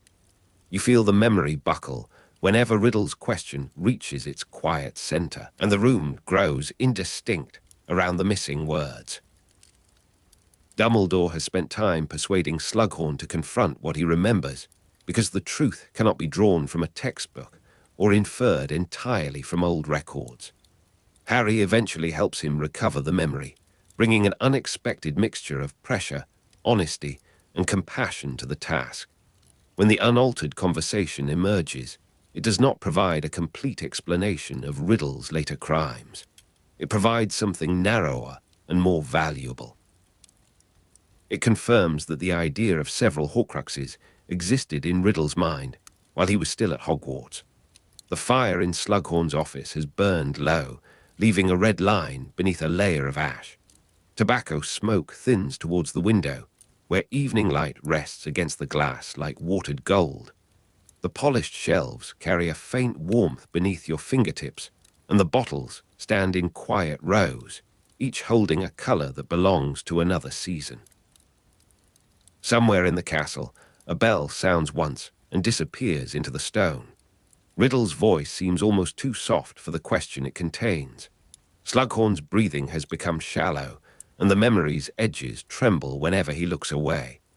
You sense the muffled descent as the pensive draws you deeper, with the room becoming both more intimate and less solid. It remains full of physical detail, yet the important thing is now hidden inside an absence. The recollection breaks before Riddle reveals what he intends, and you return to the chamber beneath Hogwarts. Dumbledore lifts his hand from the basin, allowing the silver vapor to settle. Harry looks from the pensive to the professor, carrying the uncomfortable knowledge that the missing memory has been more revealing than a complete confession might have been. The evidence now includes an orphanage, a neglected cottage, a family descended from Salazar Slytherin, and a conversation about multiplying soul fragments. None of these fragments alone proves the final design. Together, they suggest that Riddle's ambitions developed in stages, each enlarging the meaning of the one before it. His fascination with possessions becomes connected to inherited objects. His desire for exceptional ancestry becomes connected to preserving identity. His question to Slughorn becomes the intellectual opening through which murder may be transformed into a method. You follow Dumbledore into another borrowed memory, where Riddle has left Hogwarts and moves among wealthy witches and wizards who value rare objects.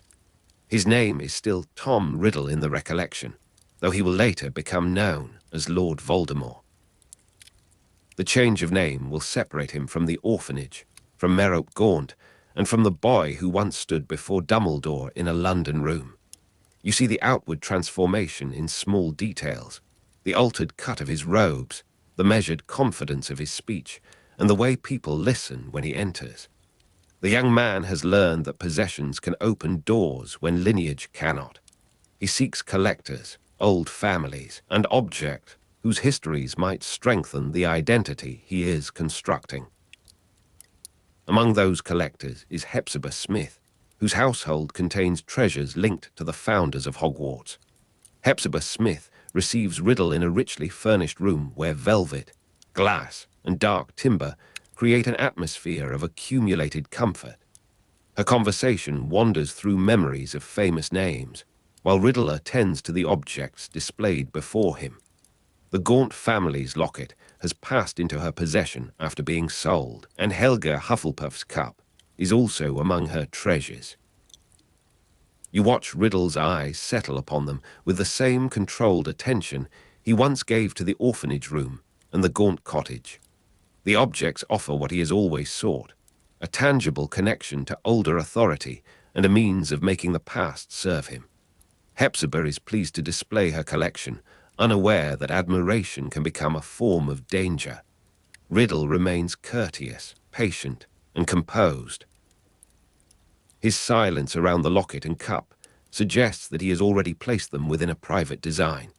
The room smells of perfume, dust warmed by sunlight, old fabric, and the faint metallic scent of display cases. Summer light rests upon the glass, creating pale reflections that conceal and reveal the objects in turn. A clock ticks softly from the mantel, while the curtains move with the smallest stirring of air. You hear the delicate rattle of a chain as Hepzibah lifts the locket, and the sound seems louder than her amused voice. The cup catches a muted gleam beneath its protective cloth, its surface carrying the quiet dignity of an heirloom. The furniture is heavy and carefully maintained, with polished arms reflecting the room's golden light. Around you, comfort has become a museum of memory, and every precious object appears to wait for whoever will claim it. Riddle stands within that abundance as though he has found a language he can speak fluently. The memory moves onward through a darkness that leaves much unseen, but the consequence is clear. Riddle murders Hepzibah Smith and takes both the locket and Helga Hufflepuff's cup. Her death enters the investigation through testimony, shaped by the shock of those who discovered it. You do not see every movement that led to the crime. Instead, you see the empty place where Hepzibah had been, the disturbed arrangements of her room, and the absence of two objects once displayed with pride. Riddle has taken the family locket that passed from the Gaunts to Hepzibah, together with Hufflepuff's cup, carrying away relics from different histories. The act joins murder to possession with a directness earlier memories only implied. What was once an academic question has become a practical method, and what was inherited has become selected. Cold air enters the chamber through unseen cracks, touching your face while the memory's warmth fades. The pensive's vapor curls above the liquid in thin spirals, each dissolving before it reaches the vaulted ceiling. Water moves beneath the stone, its sound steady enough to conceal the smallest disturbances. You smell damp earth, old mineral, and the faint trace of smoke left by distant torches. Harry stands with his hands lowered at his sides, while Dumbledore watches the basin as though it were a map whose markings remain incomplete. The sensation of sinking has passed, but its weight remains in your limbs. The chamber holds the orphanage, cottage, office, and Hepzibah's room without allowing them to merge entirely. Each scene keeps its own temperature and texture. Dumbledore arranges the clues in silence, not by placing objects upon a table, but by comparing the memories held within the pensive. The orphanage shows a child who values control and possession. The Gaunt house reveals ancestry connected to Salazar Slytherin, together with a ring and locket preserving that claim. Hepzibah's death demonstrates that Riddle will kill to acquire objects carrying historical authority. Slughorn's recovered memory confirms that, in 1943, 16-year-old Riddle had already asked about creating more than one Horcrux. You remain beside Dumbledore as these facts settle into relation. The pattern is strong enough to guide the investigation, yet incomplete enough to demand further searching. No memory gives the whole answer, and no written record explains where every fragment went. The pensive offers reconstruction rather than certainty, and Dumbledore accepts that limitation with patient attention. The chamber's darkness gathers softly around the basin, leaving the silver liquid as its quiet center. A thin reflection of the ceiling trembles whenever a drop falls into the channel beside the stone floor. The air is cool against your hands, though traces remain within it. London dust, summer heat, tobacco smoke, polished wood, and the dry fragrance of neglected books. You stand between times, with the orphanage behind you and the future concealed beyond Hogwarts. Dumbledore's robes make a low whisper when he turns, and Harry's shoes shift slightly upon the stone. The vapor curls and uncurls above the pensive, never forming a complete image. It seems to preserve uncertainty as carefully as fact. Beyond the chamber, the lake receives the underground water and carries it beneath the sleeping castle. You return once more to the orphanage, though the memory has changed because later knowledge accompanies it. Tom Riddle is still a boy, seated beneath the London window with his controlled expression and watchful eyes. Yet now you can see the objects he will seek, the lineage he will claim, and the question he will one day carry into Slughorn's office. His childhood has not supplied a simple explanation for his choices. The orphanage gave him a beginning without tenderness, but the later memories show that he actively shaped its meaning. He found the gaunts, Slytherin, the Locket, and a language for dividing the soul. Each discovery strengthened the next. You watch the boy turn towards footsteps in the corridor, attentive to movement, ownership, and opportunity. The past remains quiet, yet its direction is unmistakable. Rain has stopped against the orphanage windows, leaving small tracks of water upon the dirty glass. The room has grown darker, and the iron bedsteads have become narrow silhouettes beneath the fading light. A weak fire gives off the smell of damp coal, while the stale odor settles into the blankets and wooden cupboards. You hear a child coughing beyond the wall, followed by the low murmur of an adult trying to restore order. Tom remains still among these sounds, and his stillness seems deliberate rather than tired. Dust moves through the last pale beam from the window, turning slowly in the air. The memory does not offer warmth, but it offers detail, and detail is what Dumbledore needs. In the quiet, a future made of hidden objects begins to cast its shadow backwards across the room. The gaunt cottage follows, carrying you into summer again. The house is unchanged by your knowledge, though every object now seems to possess a second meaning. The neglected ring lies upon the rough table, and the locket remains part of the family's damaged inheritance. Merope's absence is felt more strongly than her presence, because her death shortly after Tom's birth left the child without a mother and the family without reconciliation. Dumbledore studies the room as though listening to the walls. He understands that Tom's discovery of the Gaunt connection gave him more than a surname. It gave him an origin linked to one of Hogwarts' founders, a secret that could elevate the orphan child above ordinary human limits.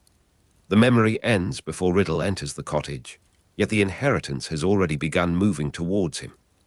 The cottage air is heavy with hot dust, sour cooking, cracked leather, and wood that has absorbed too many seasons. Through a gap in the curtain, sunlight falls upon the ring and locket, making both briefly distinct from the surrounding disorder. A wasp circles the ceiling, its wings producing a thin, persistent vibration. The floor feels warm beneath your feet, while the walls retain a deeper coolness where shadows gather. You hear no generous conversation, only utensils scraping, old boards creaking, and a distant bird calling beyond the field. Summer heat gives the room a sealed quality, as though time itself has been kept inside. The objects do not move, yet they seem to exert a quiet pull. Their histories have outlasted their owners, and Riddle has learned to trust what can survive its keeper. Slughorn's office returns with its layered warmth, and the missing memory stands again at the center of the investigation. You see 16-year-old Riddle seated before the professor, his face composed beneath the soft light of the lamps. In 1943, he asked Horace Slughorn about making more than one Horcrux, disguising the question as a discussion of dark magic's limits. Slughorn refused to provide a complete answer, but confirmed that the soul could be split. That small confirmation became a hinge between theory and intention. You remain near the desk, while the memory blurs around the words Slughorn later altered. The conversation seems peaceful on the surface, yet the office has become the place where Riddle's private ambition briefly touched another human mind. Dumbledore's retrieval of the altered memory restores its outline, though it does not disclose everything Riddle had already imagined. A fresh curl of tobacco smoke rises beside the lamp, turning slowly in the still air. The office smells of polished wood, old paper, leather, and the sharp green notes of potion ingredients sealed inside glass. You notice a thin film of dust upon a high shelf, untouched, except where Slughorn's hand has reached for a familiar bottle. The fire gives a subdued crack, and the brass guard answers with a faint metallic tremor. Riddle's voice remains level, almost courteous, while Slughorn's chair shifts beneath his growing unease. The room is warm enough to soften the edges of evening, but no comfort reaches the question itself. Tobacco smoke and polished would surround the memory like a familiar coat, growing heavier whenever the conversation approaches several soul fragments. Dumbledore leaves the memory suspended and turns towards Harry, though his explanation is directed into the chamber stillness. The scattered recollections cannot establish every Horcrux by themselves, but they reveal the method by which Riddle chose his objects. He sought things connected to the founders, to ancestry, to Hogwarts history, and to the identity he wished to preserve. The locket from the gaunts and the cup taken from Hepzibah Smith are not random possessions. They belong to a pattern of deliberate selection. You hear Dumbledore name the fragments, and each seems to settle beside the next. Riddle, Gaunt, Slytherin, Locket, Hufflepuff, Cup, Slughorn, Horcrux. The words do not form a complete answer. They form a path through darkness, marked by evidence gathered from people who remembered only pieces of what they had seen. A thin current of air moves beneath the archway, carrying the cool scent of the lake into the chamber. The basin reflects torchlight in pale ripples, and silver vapor curls above it like smoke without heat. You rest your attention upon the quiet sounds around you, water touching stone, fabric moving against fabric, the distant settling of the castle, and the soft intake of breath before speech. Harry's presence is close, though he seems absorbed by scenes occurring half a century earlier. Dumbledore's shadow extends across the floor and meets the darker space beneath the columns. The air has lost the warmth of the cottage and the tobacco-scented office, yet traces of both remain within your memory. The past has not vanished when the basin closes. It has only withdrawn beneath the surface. The investigation continues because Lord Voldemort's later identity cannot be understood solely through the name he adopted after leaving Hogwarts. The orphanage shows Tom Riddle before the title, the Gaunt house gives him a bloodline, and Slughorn's office reveals the question that shaped his experiments. Hepzibah Smith's death then demonstrates how his interest in rare objects became inseparable from murder. You stand beside Dumbledore while he holds these stages in his mind, refusing to simplify them into one cause.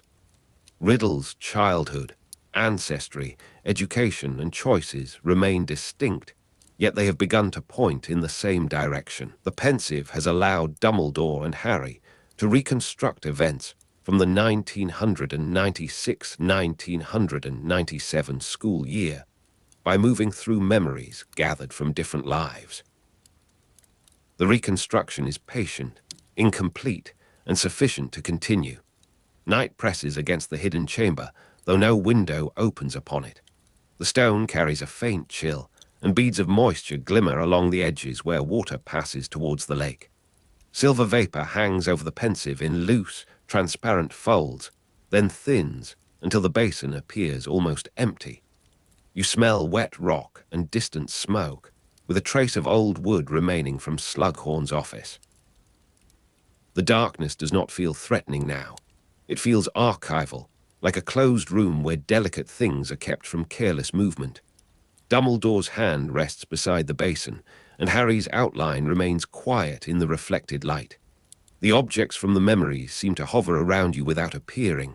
A ring, a locket, a cup, and a thought concealed inside damaged recollection. Their silence is part of the evidence. Dumbledore finally arranges the clues into a pattern, though the pattern still lacks its outer boundary. He knows that Riddle asked about more than one Horcrux in 1943 when he was 16 and studying at Hogwarts. He knows that the question reached Slughorn in a potions office filled with tobacco smoke and polished wood. He knows that Riddle's ancestry led through the Gaunt family to Salazar Slytherin, and that the Gaunts possessed Slytherin's locket before it was sold to Hepzibah Smith. He knows that Riddle later murdered Hepzibah and took the locket together with Helga Hufflepuff's cup. These facts form a deliberate sequence, but the full number and location of the soul fragments remain outside the memory's light. You watch Dumbledore lower the final recollection into the pensive, and the silver surface closes over it. The investigation pauses, unfinished, beneath the silent stones of Hogwarts.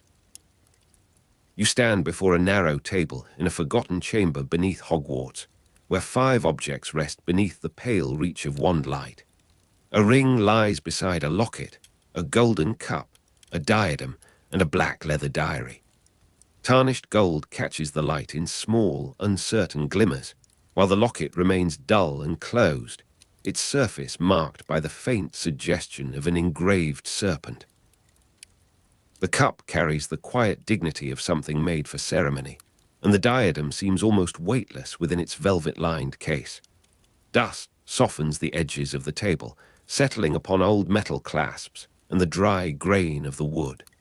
The diary is darker than the others, plain enough to appear ordinary, with its pages closed against the room. Around you, the air holds the mineral smell of a deserted cottage, though no cottage stands nearby. Somewhere beyond the stones, water moves through the castle's hidden channels, making a patient sound beneath the floor. Dumbledore sees the objects as a still life of stolen school memory, arranged according to a pattern reaching back into Hogwarts history. Voldemort chose objects connected with the school and its founders because their importance allowed him to turn murder into a private ceremony. The diary represented Riddle himself, not merely an instrument of memory, but the preserved record of his private history at Hogwarts. Within its pages, Tom Marvolo Riddle kept the image of the brilliant student who had opened the Chamber of Secrets and discovered a secret inheritance. The diary contained the younger Riddle's voice, his vanity, and the beginning of his belief that the school belonged to him.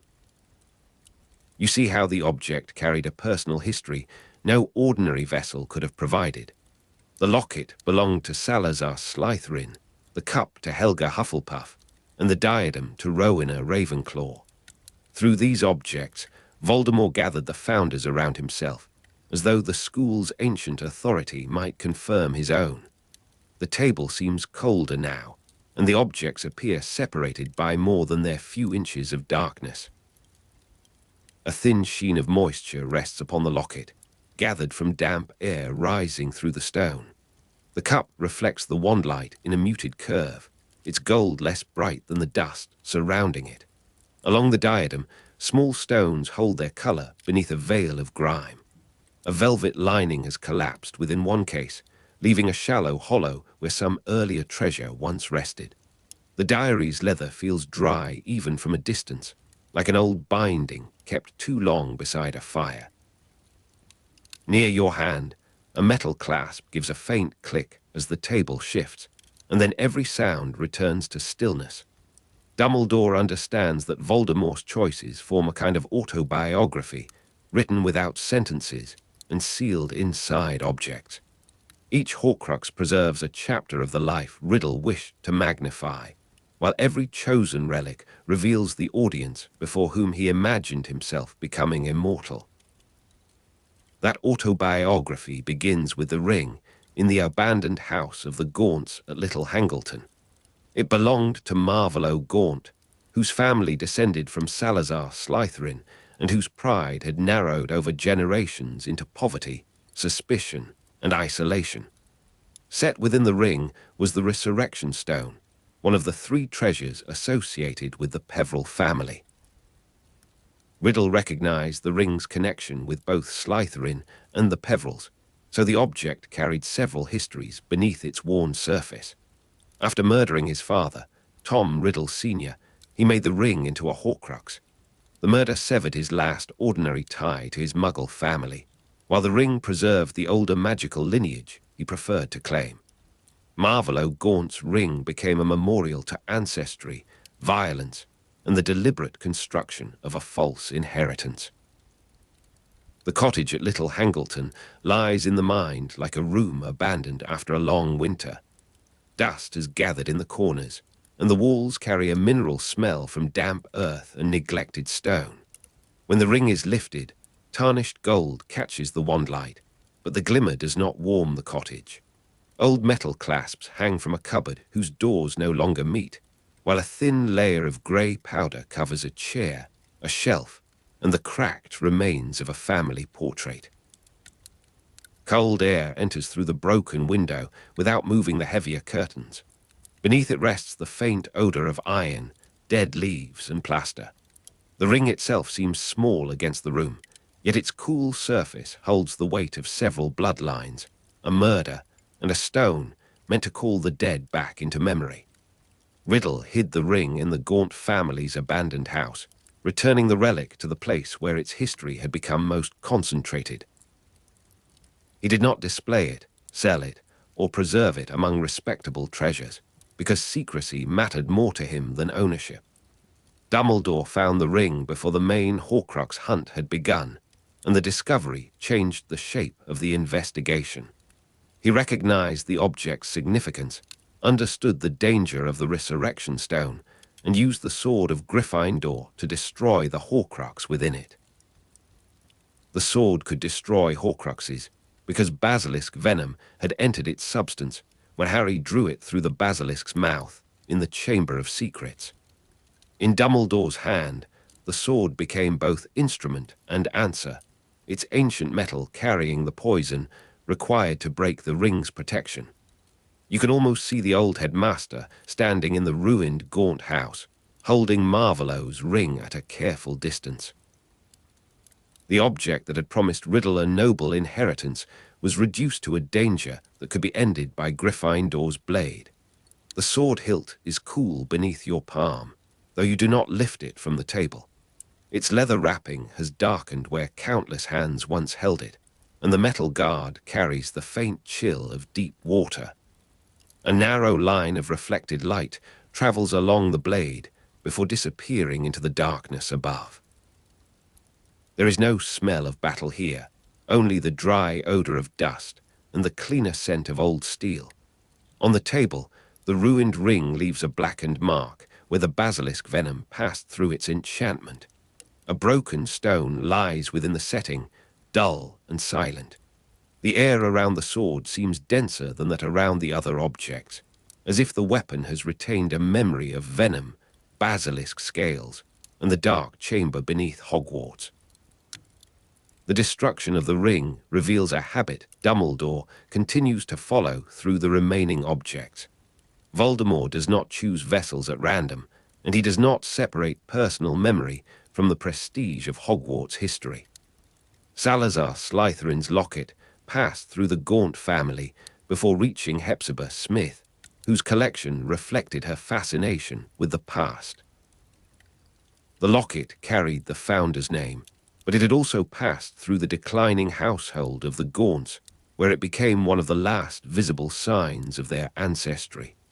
Riddle learned that Hepzibah possessed it and saw an opportunity to claim the relic. After murdering Hepzibah Smith, he took the locket together with Helga Hufflepuff's cup. The murders were practical in one sense, removing witnesses and securing valuable objects, yet the chosen relics made them part of the same private museum. The locket became a Horcrux and was hidden in a sea cave connected with one of Riddle's childhood memories. A place of fear from his youth became a vault for Slytherin's heirloom and the soul fragment placed inside it. The sea cave is dark even when the memory is bright, for its entrance admits only a narrow strip of grey daylight. Salt clings to the rock, and the floor shines with a film of seawater that returns after every small wave. The mineral smell is sharper than that of the gaunt cottage, carrying wet stone, brine, and the faint sourness of old kelp. Within the darkness, the locket rests beneath layers of concealment, its tarnished gold catching wand light only when a hand brings it close. Water taps from the roof at uneven intervals, striking the black surface below. The sound travels deeper into the cave, where the air remains still and cold. Beyond the entrance, the sea opens into a colorless distance. While the hidden object waits beside a memory Riddle never allowed himself to forget. The locket's location matters, because Voldemort chose the sea cave through association rather than convenience. He connected the object with a childhood memory, and the place became another chamber in the autobiography he was building. You pass from the cave into a drawing room where Hepzibah Smith's possessions are arranged beneath heavy curtains and warm lamps. Helga Hufflepuff's cup stands among them, owned by Hepzibah and admired as an heirloom from the earliest history of Hogwarts. Its value lies not only in the gold, but in the character attached to Helga Hufflepuff, whose name suggests patience, loyalty, and the broad welcome of the school's beginning. Riddle takes the cup after Hepzibah's death, removing it from the collection and from the life of the woman who preserved it. He makes the cup a Horcrux, turning a vessel associated with generosity into a container for deliberate murder. The contrast suits the logic of his private museum. The gentler the founder's reputation, the more clearly the object demonstrates the violence of its possessor. The drawing room is soft with old fabrics and dim amber light, yet its comfort seems fragile. Velvet-lined cases stand open upon a sideboard, their interiors shaped around treasures long since removed. Old metal clasps retain the warmth of the lamps, while the glass over a cabinet holds a blurred reflection of your shoulder. Dust has settled into the carved edges of the furniture, though the cup has been polished often enough to keep its surface bright. A faint scent of beeswax rises from the floorboards, mixed with perfume lingering in the curtains. Somewhere in the house, a clock measures the silence with a slow mechanical pulse. The golden cup remains still among the empty cases, too small to reveal the fate that follows its disappearance. The cup is eventually kept in Bellatrix Lestrange's vault at Gringotts, where its concealment gives the object another layer of meaning. Voldemort places Hufflepuff's relic behind the barriers of a bank, within the private protection of one of his most trusted servants. The vault is not simply a safe place, because Bellatrix's ownership makes the cup part of the hierarchy surrounding Voldemort. Its presence that turns a founder's object into evidence of allegiance, guarded by family wealth, goblin enchantments, and the expectation that no one would dare challenge the Lestrange name. The cup remains hidden beneath stone and metal, removed from the school whose history gave it significance. When you imagine it there, you see how each Horcrux occupies a sealed room in a museum with no public entrance. The ring rests in a ruined family house, the locket in a sea cave, and the cup in a vault. Each location reflects a different strand of Riddle's past, while each object remains bound to Hogwarts's prestige. The collection grows through murder, secrecy, and the careful burial of memory. Gringotts is quiet below the streets, with passages cut into stone that keeps the night's coolness long after morning. Iron doors rise taller than houses, their surfaces marked by scratches, hinges, and the dull gleam of age. Within Bellatrix Lestrange's vault, gold lies in crowded heaps beneath the narrow reach of torchlight. Coins press against one another with a dry metallic whisper whenever the piles shift. The cup rests among them, partly hidden beneath wealth that cannot soften its isolation. Velvet-lined cases are absent here, replaced by hard stone shelves and old metal clasps fixed into the walls. The air smells of dust, iron, and faint mineral dampness.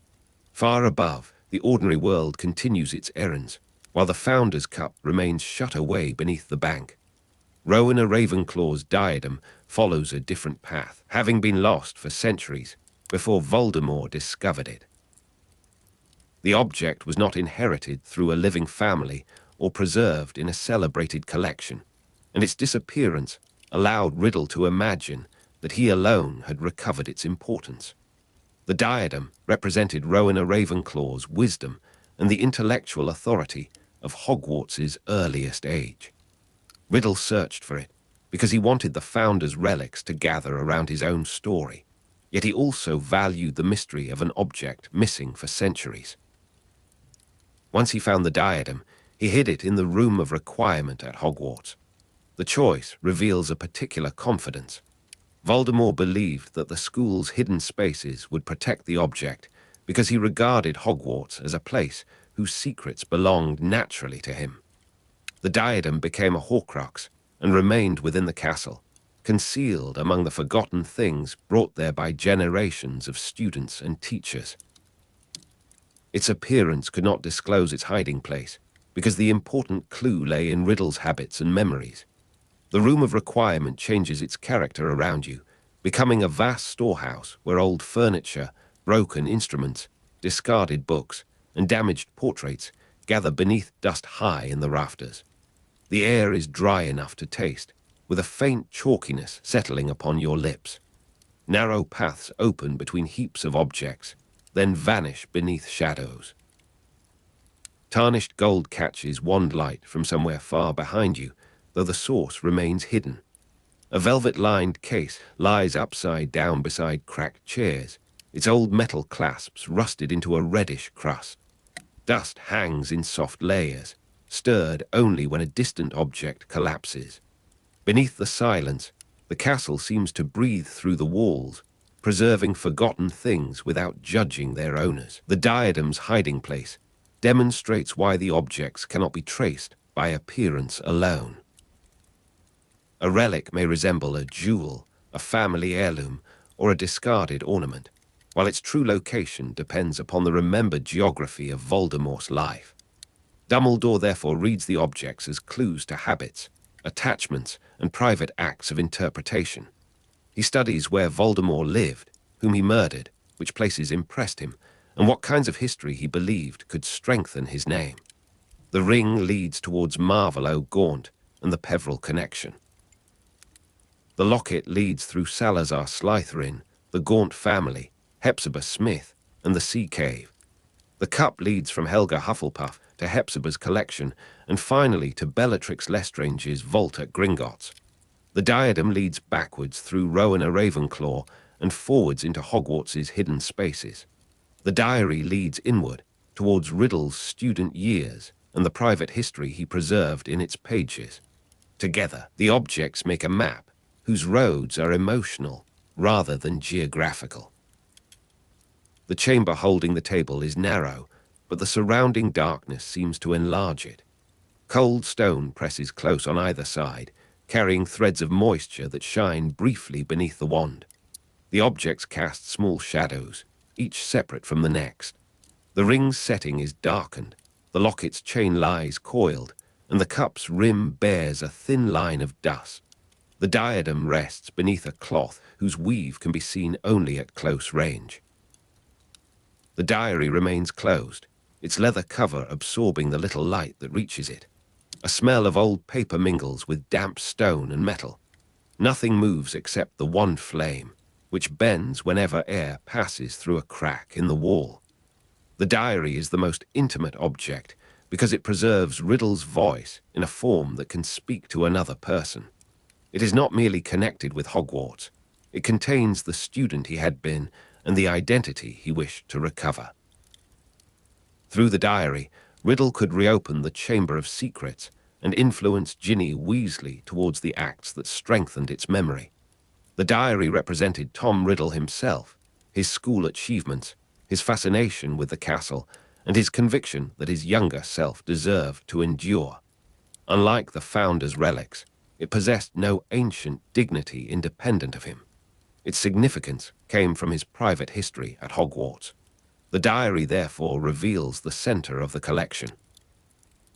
The ring, locket, cup, and diadem allow Riddle to place himself among the Founders, while the diary preserves the image of the exceptional student who first understood the school's deepest secret. His autobiography begins and ends with the same desire, to make Hogwarts remember him. The diary's pages have swollen slightly at the edges, as though they once absorbed moisture from the chamber. The leather is cool, and the stitching has loosened where fingers repeatedly open the binding. When the cover moves, the smell of ink and old paper rises into the air, touched by a trace of stone dust. Wandlight lies across the blank surface in a narrow white band. The pages appear ordinary, but their silence feels carefully guarded. Nearby, the sword hilt rests with its cool weight against the table, its presence more physical than the diary's hidden voice. Beyond the chamber, water drips somewhere within the castle, keeping time with the slow settling of dust. The Founder's relics become less like treasures as Dumbledore follows them, and more like sealed rooms in a private museum. Each object contains a carefully selected version of history, while every hiding place protects a fragment that no longer belongs to its original owner. Voldemort takes Salazar Slytherin's locket because the Founder's bloodline supports his belief in exceptional ancestry. He takes Helga Hufflepuff's cup because its association with loyalty and belonging gives his collection another dimension, even as he empties those qualities of their original meaning. He seeks Rowena Ravenclaw's diadem because wisdom and lost knowledge appeal to his sense of superiority. He keeps the diary because his own name must remain among the exhibits. The objects matter because they combine personal meaning with the prestige of Hogwarts history. They allow Riddle to construct a lineage that no living family could honestly provide. In this museum, the Founders are not teachers or companions, but silent witnesses arranged around the ambition of one former pupil. The imagined museum smells of dry velvet, tarnished metal, and rooms closed for too many years. Cases stand beneath layers of dust, their glass clouded by age, and their old metal clasps stiff with disuse. The locket hangs in darkness like a closed door, while the cup gathers a dim gold reflection from a distant lamp. The diadem seems almost pale against the blackness, its stones softened by powder from the ceiling. The ring rests in a shallow dish whose silver has lost its brightness. On another shelf, the diary lies beneath a cloth faded from red to brown. No footsteps disturb the galleries, and no living curator records the arrangement. Only the objects remain, each sealed against ordinary time. Dumbledore sees that the locations must be inferred from Voldemort's habits, not from the object's appearance.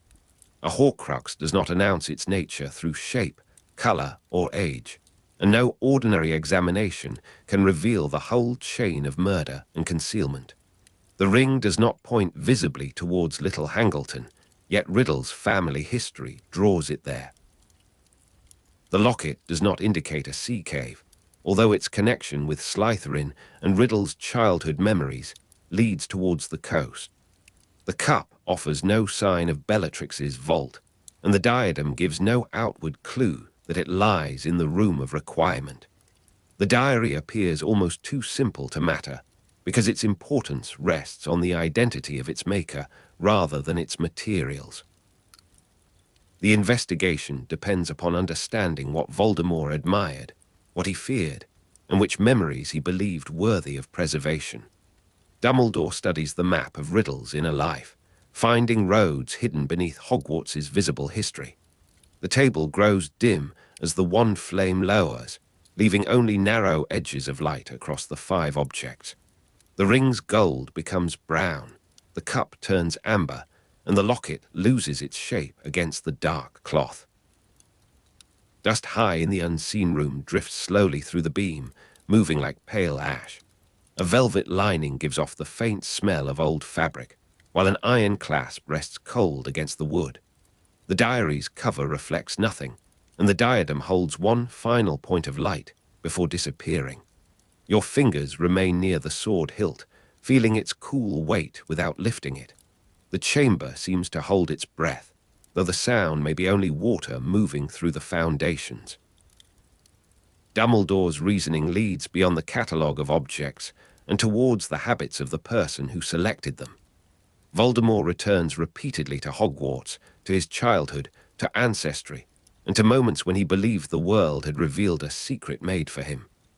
The Gaunt House, the Sea Cave, Gringotts, and the Room of Requirement are therefore linked by memory rather than distance.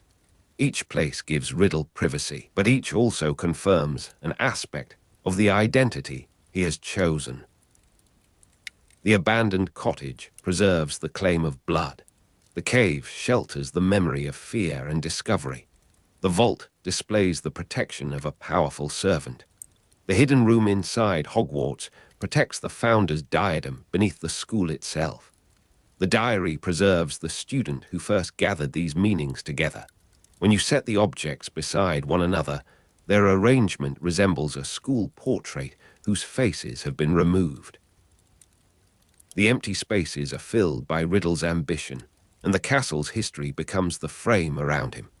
The final light rests on the diary, then slips towards the locket and fades along its chain.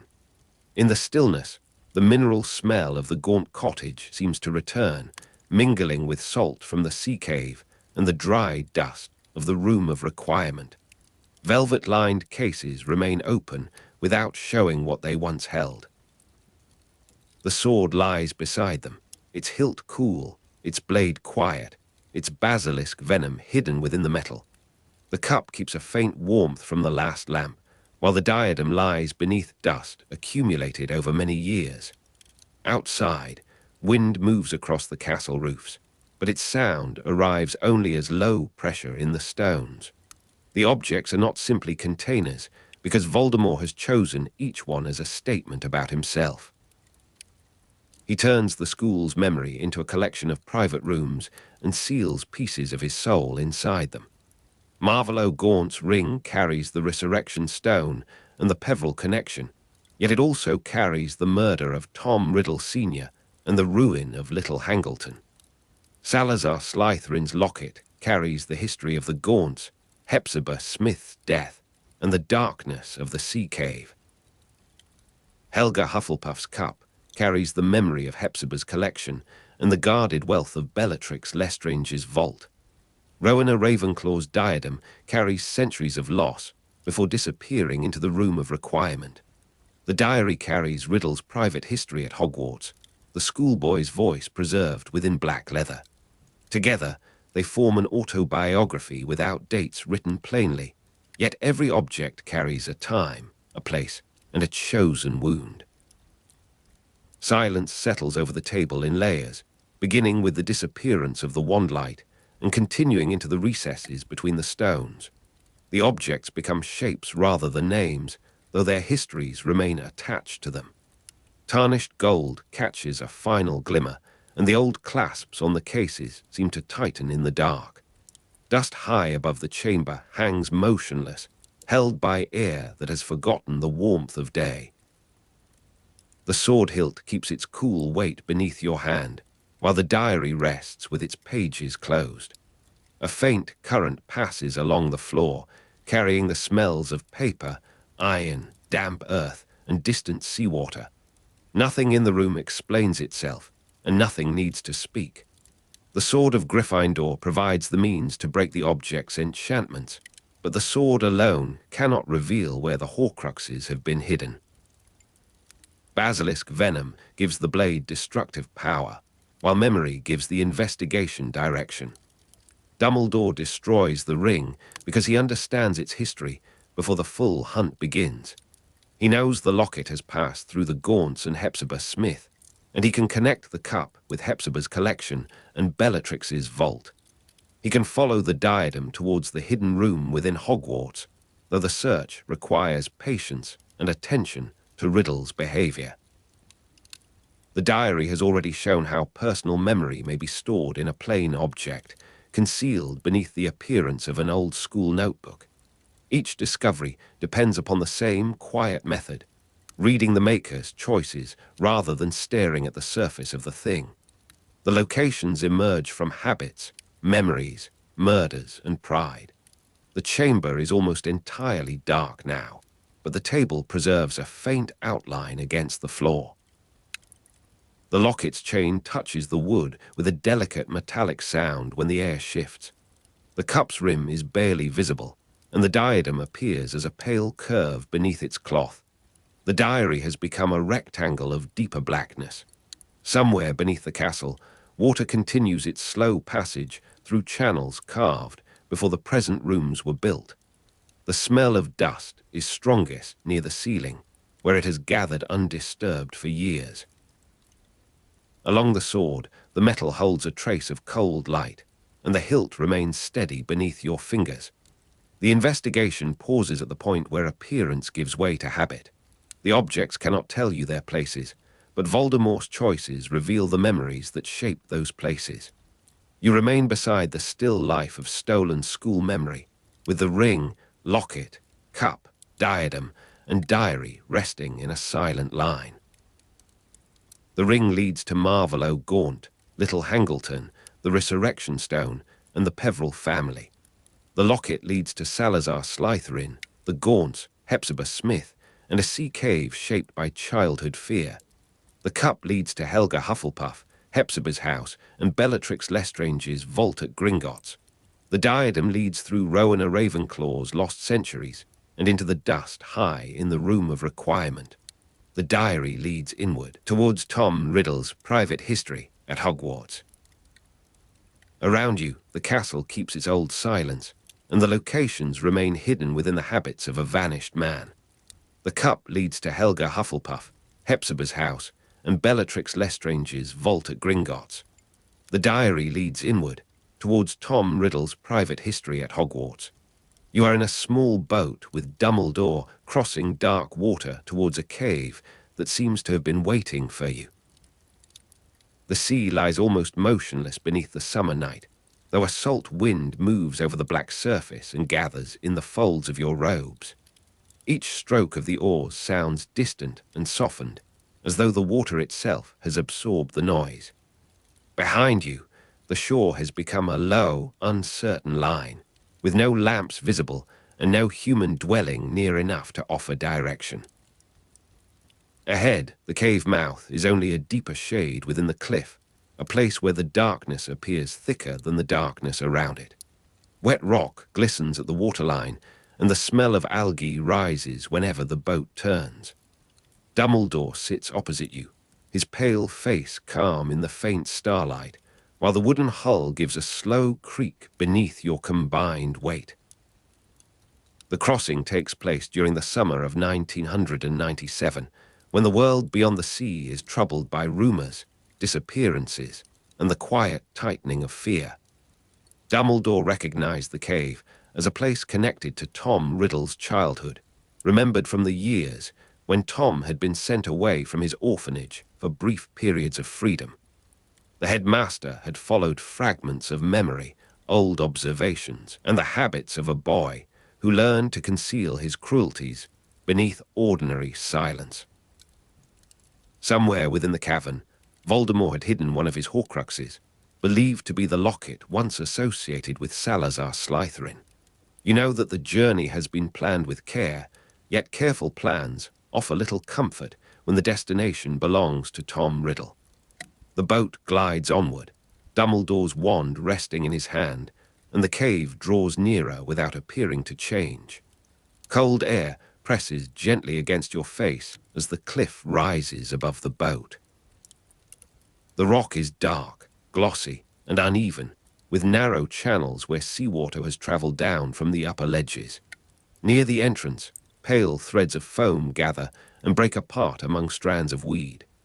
The air carries salt, damp stone, and the green, faintly sour scent of algae disturbed by the tide. Your fingers rest against the side of the boat, feeling the rough grain beneath a thin film of moisture. Dumbledore's sleeve brushes the oar as he makes the final strokes, and the sound resembles the quiet knocking of a branch against a window.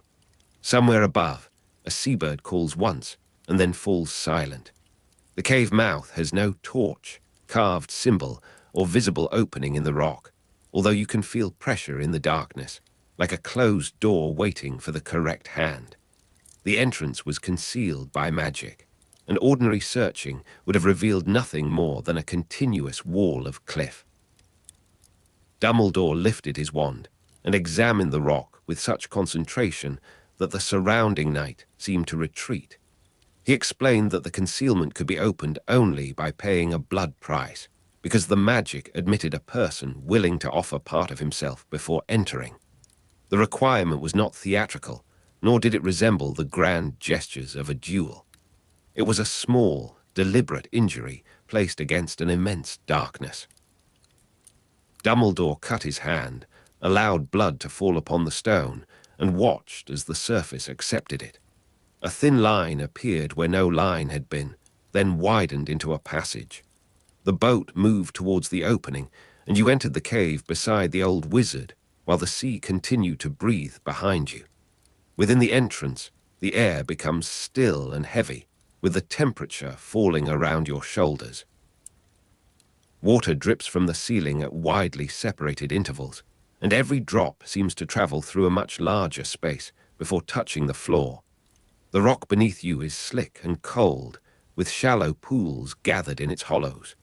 A thin green stain marks the walls where dampness has remained for many years. The smell of algae is stronger here, mixed with the mineral odor of stone and the faint salt left by the tide. Behind you, the sea appears as a narrow strip of black glass, bordered by a pale edge of moonlit foam. Dumbledore's wand casts a modest light, revealing no footprints, discarded tools, or sign that anyone has visited recently. The silence does not feel empty, because it contains the memory of footsteps that have vanished.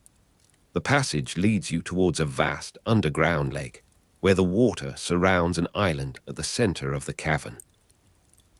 Dumbledore uses magic to cross the lake, and the boat responds as though it has been waiting beneath the stone for his command.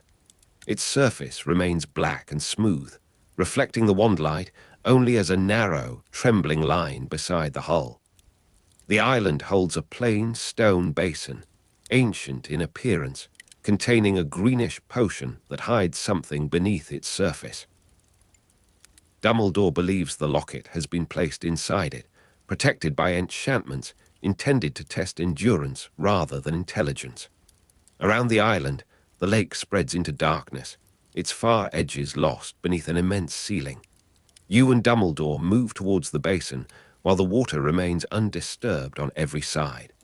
The cave seems to have been built around that single island, as if the underground lake were a lock, and the locket its secret key. The island is bare except for the basin, and the stone beneath your shoes feels cold enough to draw warmth from your feet. A faint draught moves across the cavern, carrying the dampness of the lake and the smell of old mineral deposits.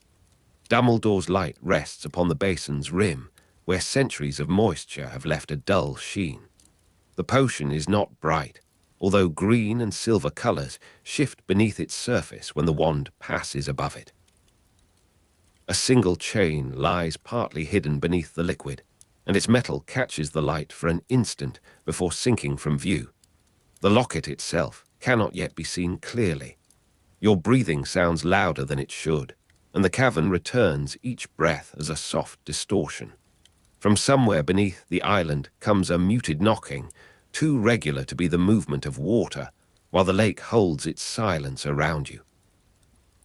Dumbledore understands that the locket cannot be removed by force, because the basin has been prepared to punish anyone who refuses its conditions. The potion causes pain and despair, weakening thought as well as the body. Dumbledore explains the sequence in measured steps. He will drink the potion, you will retrieve the locket, and the two of you will leave before the magic can overcome him entirely. You protest, but he answers without anger, reminding you that the object cannot be reached by any other method. The old wizard raises the first glass, fills it from the basin, and drinks. The glass clinks against the stone rim when he lowers it. His face tightens, though he does not speak, and the potion's bitterness seems to remain upon the air after the glass is empty. Then he fills another measure and continues. The stone basin is rough against your fingers when you steady the glasses for him. Each movement makes a small, clear sound, and the glass against the basin becomes the only regular noise upon the island. A bitter smell rises from the potion, resembling crushed leaves, iron, and something medicinal left too long in a sealed room. Dumbledore's hand is steady at first, although his breathing changes after each draught. The lake remains smooth beyond him, and the wand light stretches across it in a thin path that breaks against the far darkness. Your throat feels dry merely from watching, while the potion leaves a green stain along the glass. Moisture gathers upon the back of your hand, and a cold thread runs from your wrist to your sleeve. The cavern offers no warmth, shelter, or sound that might soften the deliberate progress of the drinking. Dumbledore drinks the potion so that you can retrieve the locket, accepting the pain because the task requires someone to remain conscious until it is finished. With every glass, the potion weakens him. His shoulders lower, his face becomes drawn, and the careful clarity of his voice begins to falter. He asks for water once, then again, and then repeatedly, although the lake around the island cannot be trusted, and no safe water has been brought with you. The requests become strangely simple, almost childlike, as if the potion has carried him away from the present and left him remembering thirst more strongly than danger. You try to comfort him, but his eyes remain fixed upon the basin. He continues drinking until the potion has been reduced enough for the locket to appear. Dumbledore's decision has been quiet from the beginning, and the suffering does not make it less deliberate. It makes the cost visible. Your mouth feels dry in the cavern, and the bitter taste seems to settle at the back of your tongue. The potion's odor clings to the air above the basin, while the lake gives off a colder scent of wet stone and algae. Dumbledore's voice travels unevenly across the island, sometimes clear and sometimes softened by exhaustion.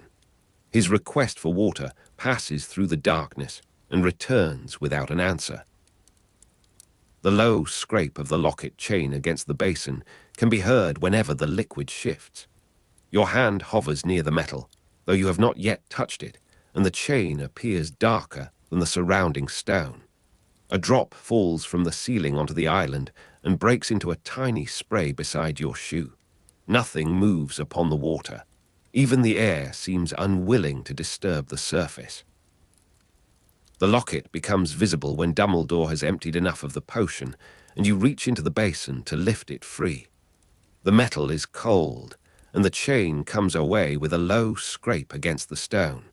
You place the locket in your pocket while Dumbledore sits beside the basin, breathing heavily and asking for water once more. For a moment, the island remains unchanged. The potion lies low in its container. The cavern walls wait in their damp darkness, and the lake stretches peacefully around you. Then Dumbledore's wand light catches a movement far from the shore. A small circle forms upon the black surface, followed by another and then a third. The disturbance travels slowly, without splashing, as though something beneath the lake has begun to rise. You turn towards the water while Dumbledore forces himself upright and raises his wand. The lake seems to breathe under the island, lifting in broad, dark folds that carry no wind upon their surface. Ripples spread across the water in overlapping rings, each arriving from a different direction. The first shape you see is only a pale hand, floating briefly before sinking again. Another hand appears closer to the island, followed by the round suggestion of a head beneath the surface. Water slides from grey clothing and gathers in thin streams along bodies that rise without effort. The smell of algae becomes sharper, and wet rock seems to surround you from every side. A sleeve brushes the island's edge, making a soft, dragging noise. Dumbledore's light trembles over the lake, revealing faces without warmth and eyes that reflect nothing. The water remains almost silent, yet the silence is now filled with movement. The Inferi guard the water, and they attack when you and Dumbledore try to leave the island. Dumbledore draws upon powerful defensive magic, filling the cavern with fire that rises in a wide circle around the island. The flames do not behave like ordinary fire, because they move with purpose, turning aside reaching hands and forcing the Inferi back from the stone. Their bodies recoil, smoking and dripping, before returning through the lake with slow persistence.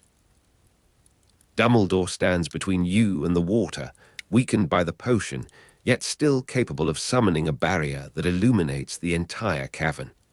You search for a way out, looking towards the boat, the far shore, and the passage beyond the concealed entrance. The Inferi continue to approach, not rushing, but advancing with the certainty of a tide. You hold the locket close, while Dumbledore's fire guards the path. Heat presses against your face as the flames circle the island, while the water beyond them remains cold and black. The fire smells faintly of wood smoke, though no wood burns upon the stone. Shadows leap across the cavern walls, stretching the bodies of the Inferi into long, broken figures. Their hands make dull sounds against the island's edge, and their wet clothing scrapes over the rock whenever they attempt to climb. Your breath comes quickly, tasting of salt and bitter potion. Dumbledore's robes stir in the rising heat, and small sparks drift upward before fading against the darkness. The glass remains beside the basin, its rim shining briefly whenever the flames pass. Beyond the ring of fire, the lake absorbs every reflection in slow, dark undulations. The noise has become layered, with dripping water, dragging fingers, and the steady, low roar of protective magic. Dumbledore helps you reach the boat, and together you cross the underground lake while the Inferi follow beneath the surface. He continues using defensive magic, keeping the creatures away from the hull as you search for the route towards the cave entrance. The passage back to the sea appears briefly beneath the wandering light, and the boat moves towards it with painful slowness. Dumbledore is still asking for water, sometimes in a whisper and sometimes with sudden urgency, yet he continues directing the flames around you. At last, the boat reaches the outer cavern, where the hidden magic opens once more beneath the trace of blood. You guide Dumbledore through the narrow passage, and the cold sea air touches his face as the two of you emerge. The shore seems impossibly far away, but the crossing has begun, and the locket is secured within your clothing. Salt wind moves over the black water again, carrying the open sea into the cave's damp breath. The boat rises and falls beneath you, its sides dark with spray. Dumbledore lies low against the boards, his wand still held in one hand, while the other rests weakly against the seat. The moon has shifted since your departure, and a pale line of light lies upon the waves. Water drips from your sleeves and gathers at your elbows, cold against the skin. The air smells cleaner beyond the cave, although the bitter potion remains upon your tongue. Somewhere in the distance, a bell sounds from the shore and disappears into the night. The low scrape of the locket chain can be heard whenever the boat moves, a quiet reminder of the burden carried back from the island. You and Dumbledore escape the cave and return to Hogwarts, carrying the locket, as though the danger has ended with the closing sea. The journey back is shorter, though Dumbledore remains weak and repeatedly asks for water. Once within the castle, you help him through the corridors, where the familiar stones offer no explanation for what has taken place beneath the distant coast. The locket appears to be one of Voldemort's Horcruxes, and its recovery seems to confirm Dumbledore's reasoning about the cave and Tom Riddle's childhood. Yet the object does not speak, glow, or reveal its history. It sits quietly in its container, bearing the weight of an ordinary piece of jewelry. The victory is therefore incomplete, though neither of you can yet measure how incomplete. In the quiet of Hogwarts, the locket seems secure, and the false trail has not yet shown its hidden shape. Within the castle, evening settles over the windows, leaving the glass dark and reflective. The corridors carry the smell of old dust, candle wax, and rain brought in upon travelling cloaks. Footsteps pass distantly beneath the stone, then fade among staircases and turning passages. Your hands still remember the wet cold of the boat, while the taste of bitter potion returns whenever you breathe through your mouth. Somewhere nearby, a tap releases a thin stream of water into a basin, making Dumbledore's repeated requests feel newly present. The locket rests in darkness, its chain folded against itself. When you move it, the metal gives a low scrape that seems too faint to matter. The castle's silence gathers around that sound, holding it without judgment. The locket found in the cave is later revealed to be a fake, changing the meaning of the entire expedition. Inside the imitation, a note has been placed, signed with the initials R.A.B. The message states that the real locket has been removed, and its tone suggests that the writer understood the danger of Voldemort's plan. The object retrieved from the cave was therefore part of a second deception, left behind to delay anyone who followed the original trail. The cave contained the basin, the potion, the inferi, and the burden Dumbledore endured, yet it did not contain the Horcrux you needed. The false locket became a quiet weight in your possession, proof that a carefully solved problem could still lead only to another question. The initials R.A.B. remained small and precise, at the center of the uncertainty.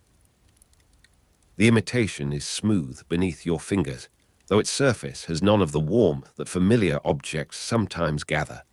A faint smell of metal rises from the opened casing, mingling with dust and the clean, damp odor of the castle after rain. The note is dry, its fibers slightly yellowed, and the ink remains dark along the folded creases. R.A.B. forms a simple sequence of letters, neither a name nor an answer by itself. Beside you, the room is quiet, except for the soft movement of fabric and the occasional settling of timber. Water continues somewhere within the walls, traveling through old pipes with a dull, subterranean murmur.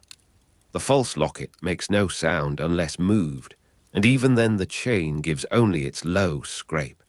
The physical object offers little comfort, yet its plainness makes the deception more difficult to dismiss. The initials belonged to Regulus Arcturus Black, who discovered Voldemort's use of the locket before his own death.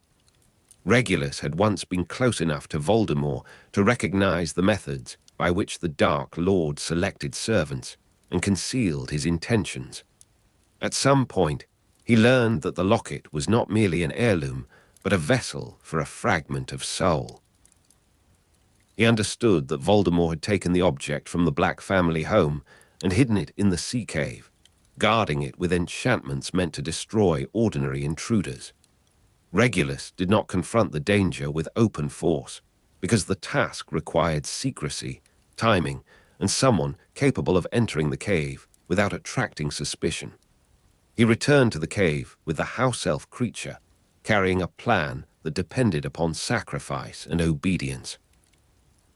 The truth began in a family house, moved through a hidden chamber, and ended in a false trail. The old house of the Blacks rests beneath a muffled darkness, with narrow windows admitting only diluted grey light. Dust lies upon the furniture in soft, undisturbed layers, and the air tastes faintly of fabric, ashes, and stale polish. Portraits observe the rooms from tarnished frames, their painted eyes fixed upon old grievances. A curtain shifts near a window, although no open gap can be seen, making the room feel briefly inhabited.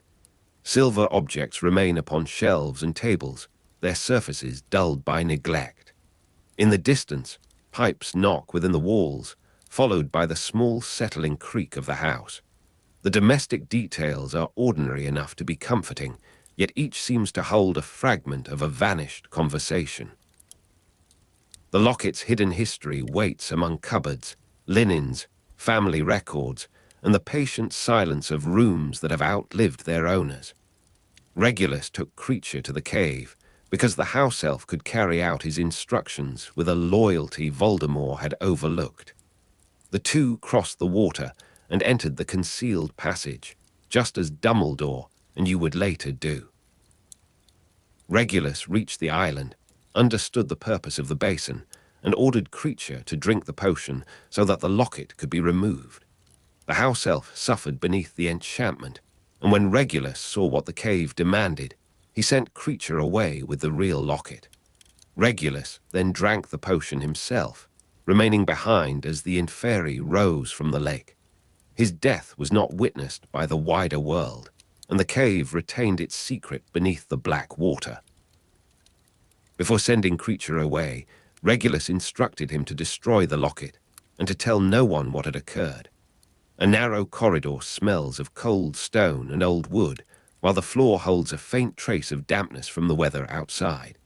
Creature's small footsteps once passed along these boards, quick and uneven, carrying news that no human visitor considered important. A copper kettle rests near the hearth, its side marked by dark age stains. The room contains folded cloth, empty jars, and a basin whose water has gone still beneath a skin of dust. Nothing glitters brightly, although a spoon catches the weak window light and returns it as a thin silver line. The walls hold the warmth of previous fires, but no fire burns now. Somewhere beyond the corridor, a latch clicks and settles. Regulus's instructions survived not in a grand archive, but in the memory of a servant, moving quietly through a house that did not value what he knew. Creature preserved Regulus's instructions, even though years of grief and resentment made the memory difficult to share. He kept the truth hidden because he had been ordered to do so, and because the Black's house had taught him that loyalty often meant silence. The real locket remained among the family's possessions, passed through rooms where no one understood its importance. Eventually, when you returned to the house and asked questions about the object, Creature revealed what he remembered. He described Regulus's return, the cave, the potion, and the exchange that had taken place upon the island. Creature had preserved not only the instructions, but also the knowledge that the locket left in the cave was an imitation. His account allowed you to locate the real locket, hidden in domestic confusion rather than guarded by Inferi. The kitchen is close and warm compared with the outer rooms, though its surfaces remain cool beneath your hand. A faint smell of bread, soap, and extinguished fire lingers beside the cupboards. Copper pans hang from hooks, each darkened by years of use. A cloth has been folded with exact care upon a wooden table, and a small dish bears a ring where water once stood. The floor is worn smooth along the path between hearth and sink, revealing the repeated movements of a household servant. Outside, rain touches the windows in scattered patterns, while the room itself keeps the hush of late night. The locket could have rested anywhere among these modest objects, indistinguishable from family jewelry and forgotten metal. Its danger had been concealed by a potion in the cave, then concealed again by the familiar disorder of a home. The real locket was exchanged for the imitation when Regulus returned to the cave with Creature. Regulus placed the genuine object in Creature's care and left the false locket behind, ensuring that anyone who later reached the island would believe the protective barrier had been overcome. The note, signed R.A.B., was added as a final message. not because Regulus expected rescue, but because he wanted Voldemort to understand that his secret had been discovered. The plan relied upon several uncertain points. Creature had to survive, the locket had to remain hidden, and someone would eventually need to believe the house elf's account. Regulus could not know whether any of those things would happen. He acted with incomplete information, surrounded by traps whose full design he could not see. The old kitchen gives off a mild scent of ash, and the stones beneath your feet hold the last coolness of the night. A wooden spoon rests in a crock beside a chipped bowl, while a row of knives lies untouched beneath the shelves. The window shows only darkness and a faint reflection of the room. Water moves through a pipe with a hollow, intermittent sound, resembling distant oars crossing the cave lake. A cupboard door stands slightly open, revealing folded cloth and a collection of small household objects. The quiet is not empty, because every surface carries evidence of repeated work. The danger has entered the house without altering its appearance. Among the dishes, kettles, and dust, the real Locket waits in a place made ordinary by habit. The cave episode showed that the hunt involved traps, endurance, and incomplete information, as well as combat. Dumbledore's strength had been spent upon the potion and the inferi, while your own work required searching, remembering, and finding a way through a situation whose rules were only partly known. Regulus's attempt followed the same pattern, though his path ended in death, and his evidence survived only through creature. The locket could not be reached by courage alone, and the false trail could not be corrected by force. Each stage depended upon recognizing what remained hidden and preserving small pieces of truth until they could be joined together. The sea cave, the imitation, the note, and the old house formed one long chain of uncertainty. The real enemy was not always a visible figure, but the arrangement of knowledge around a secret. A gentle draught passes through the house, carrying the smell of rain from the garden and the faint mineral scent of wet paving stones. The windows tremble lightly in their frames, and a curtain moves across the dark glass before settling against the wall. Somewhere beneath the floor, water collects and runs away through an unseen channel. The kitchen table is smooth in the center and rough near its edges, polished by hands that have long since disappeared. A tarnished spoon reflects the room in a narrow, distorted shape. The old house gives no sign that Regulus once stood within it, preparing to oppose Voldemort through a plan that could not be explained to anyone. Yet the silence preserves a rhythm of work, and the rhythm makes the past feel close without making it loud. The false locket remained a reminder that even a successful escape could carry hidden failure back to Hogwarts. You had crossed the sea, entered the cave, endured the inferi, and watched Dumbledore drink the potion until he repeatedly asked for water. You had retrieved the locket and believed that one of Voldemort's Horcruxes had been placed within reach. Later, the note bearing R.A.B. revealed that the object was only an imitation, and the apparent victory became another part of the search. Regulus Arcturus Black had entered the same darkness before you, while Creature carried away the truth and preserved it in silence. The real locket was waiting elsewhere, close to the household life from which it had been taken. The trail had not disappeared. It had been folded into a quieter shape. Beyond the house, rain softens the garden, darkening the soil and gathering upon leaves. The smell of wet earth rises through the cracks around the door, mingling with algae remembered from the sea cave.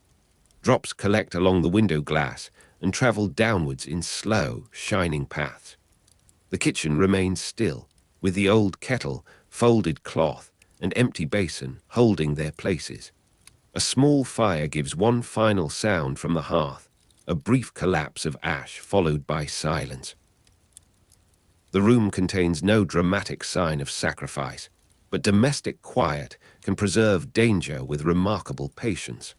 Somewhere among the family objects, the low scrape of a locket chain waits to be heard again, faint beneath the rain.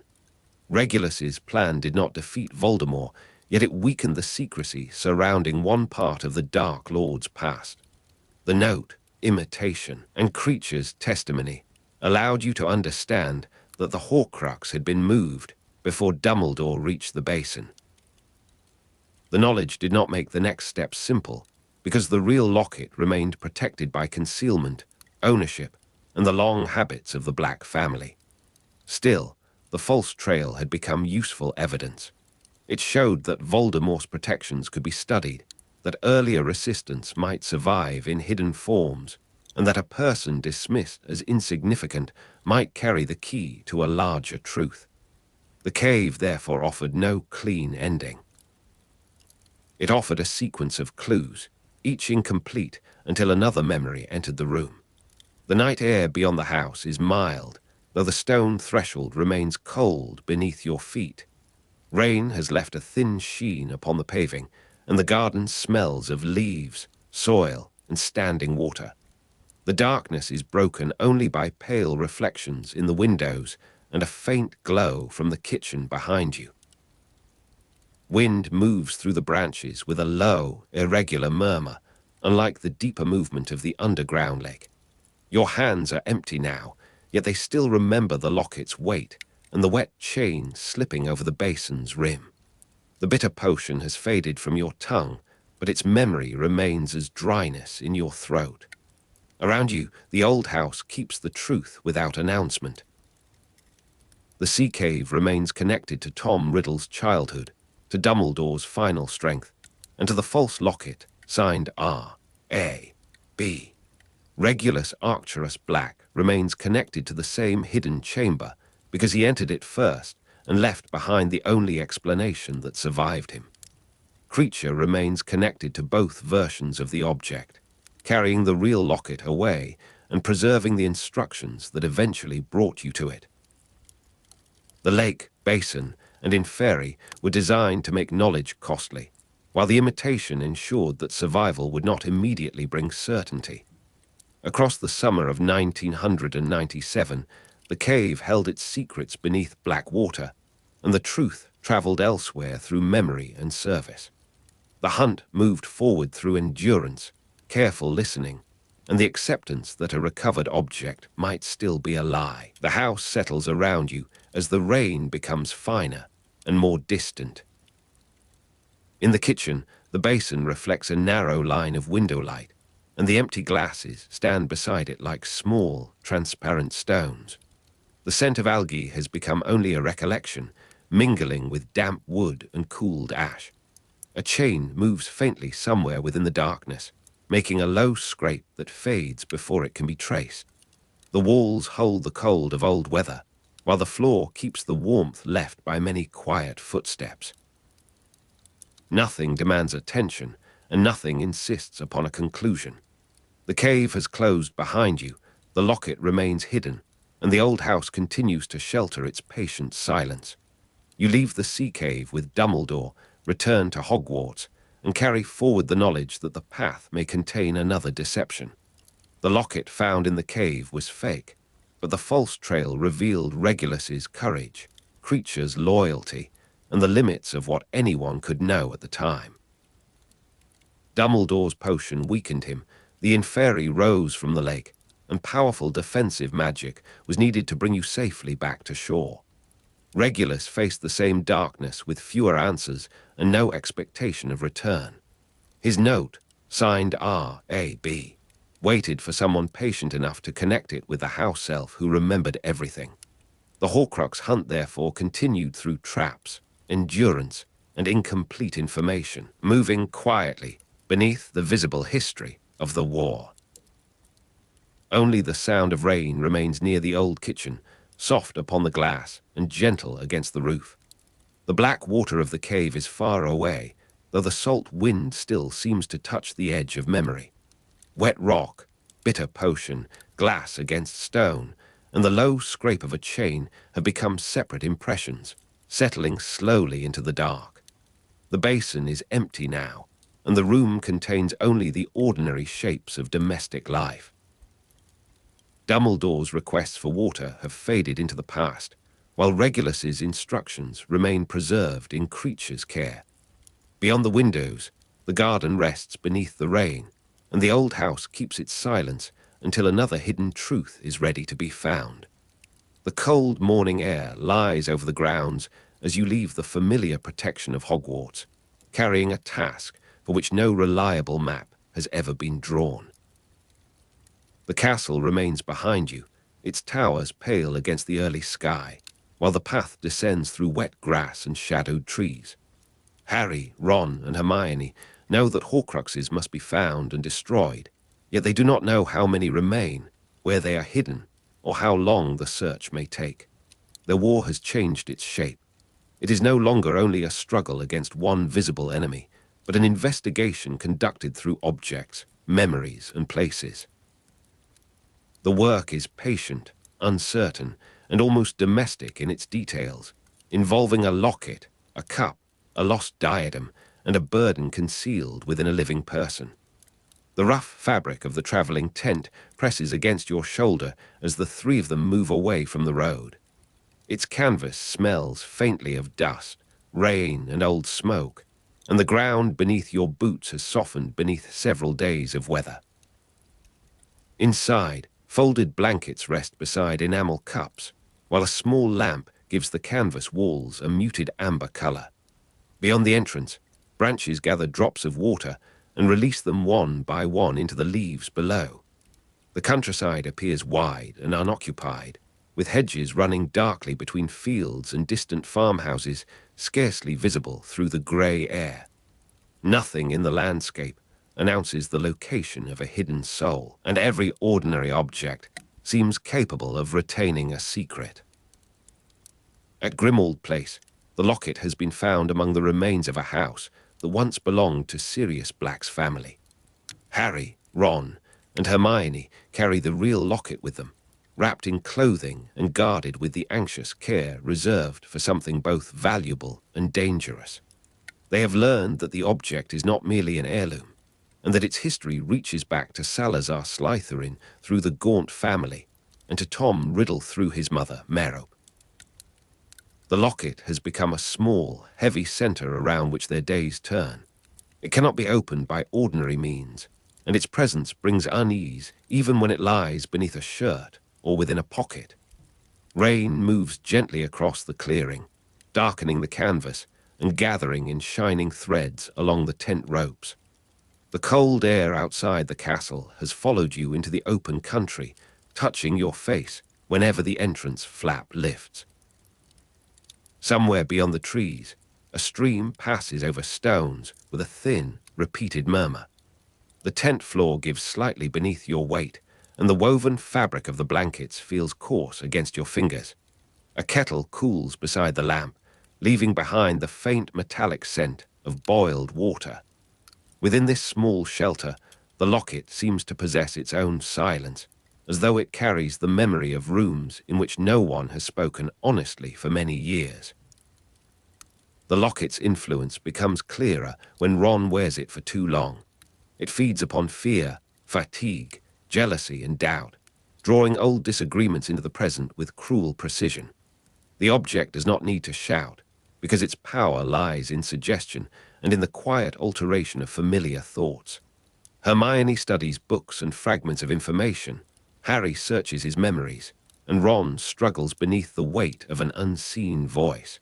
Their progress is not marked by triumph. It consists of repeated attempts, incomplete clues, and long intervals in which the locket remains closed. Even the knowledge of what must be done offers no assurance that the means will be found.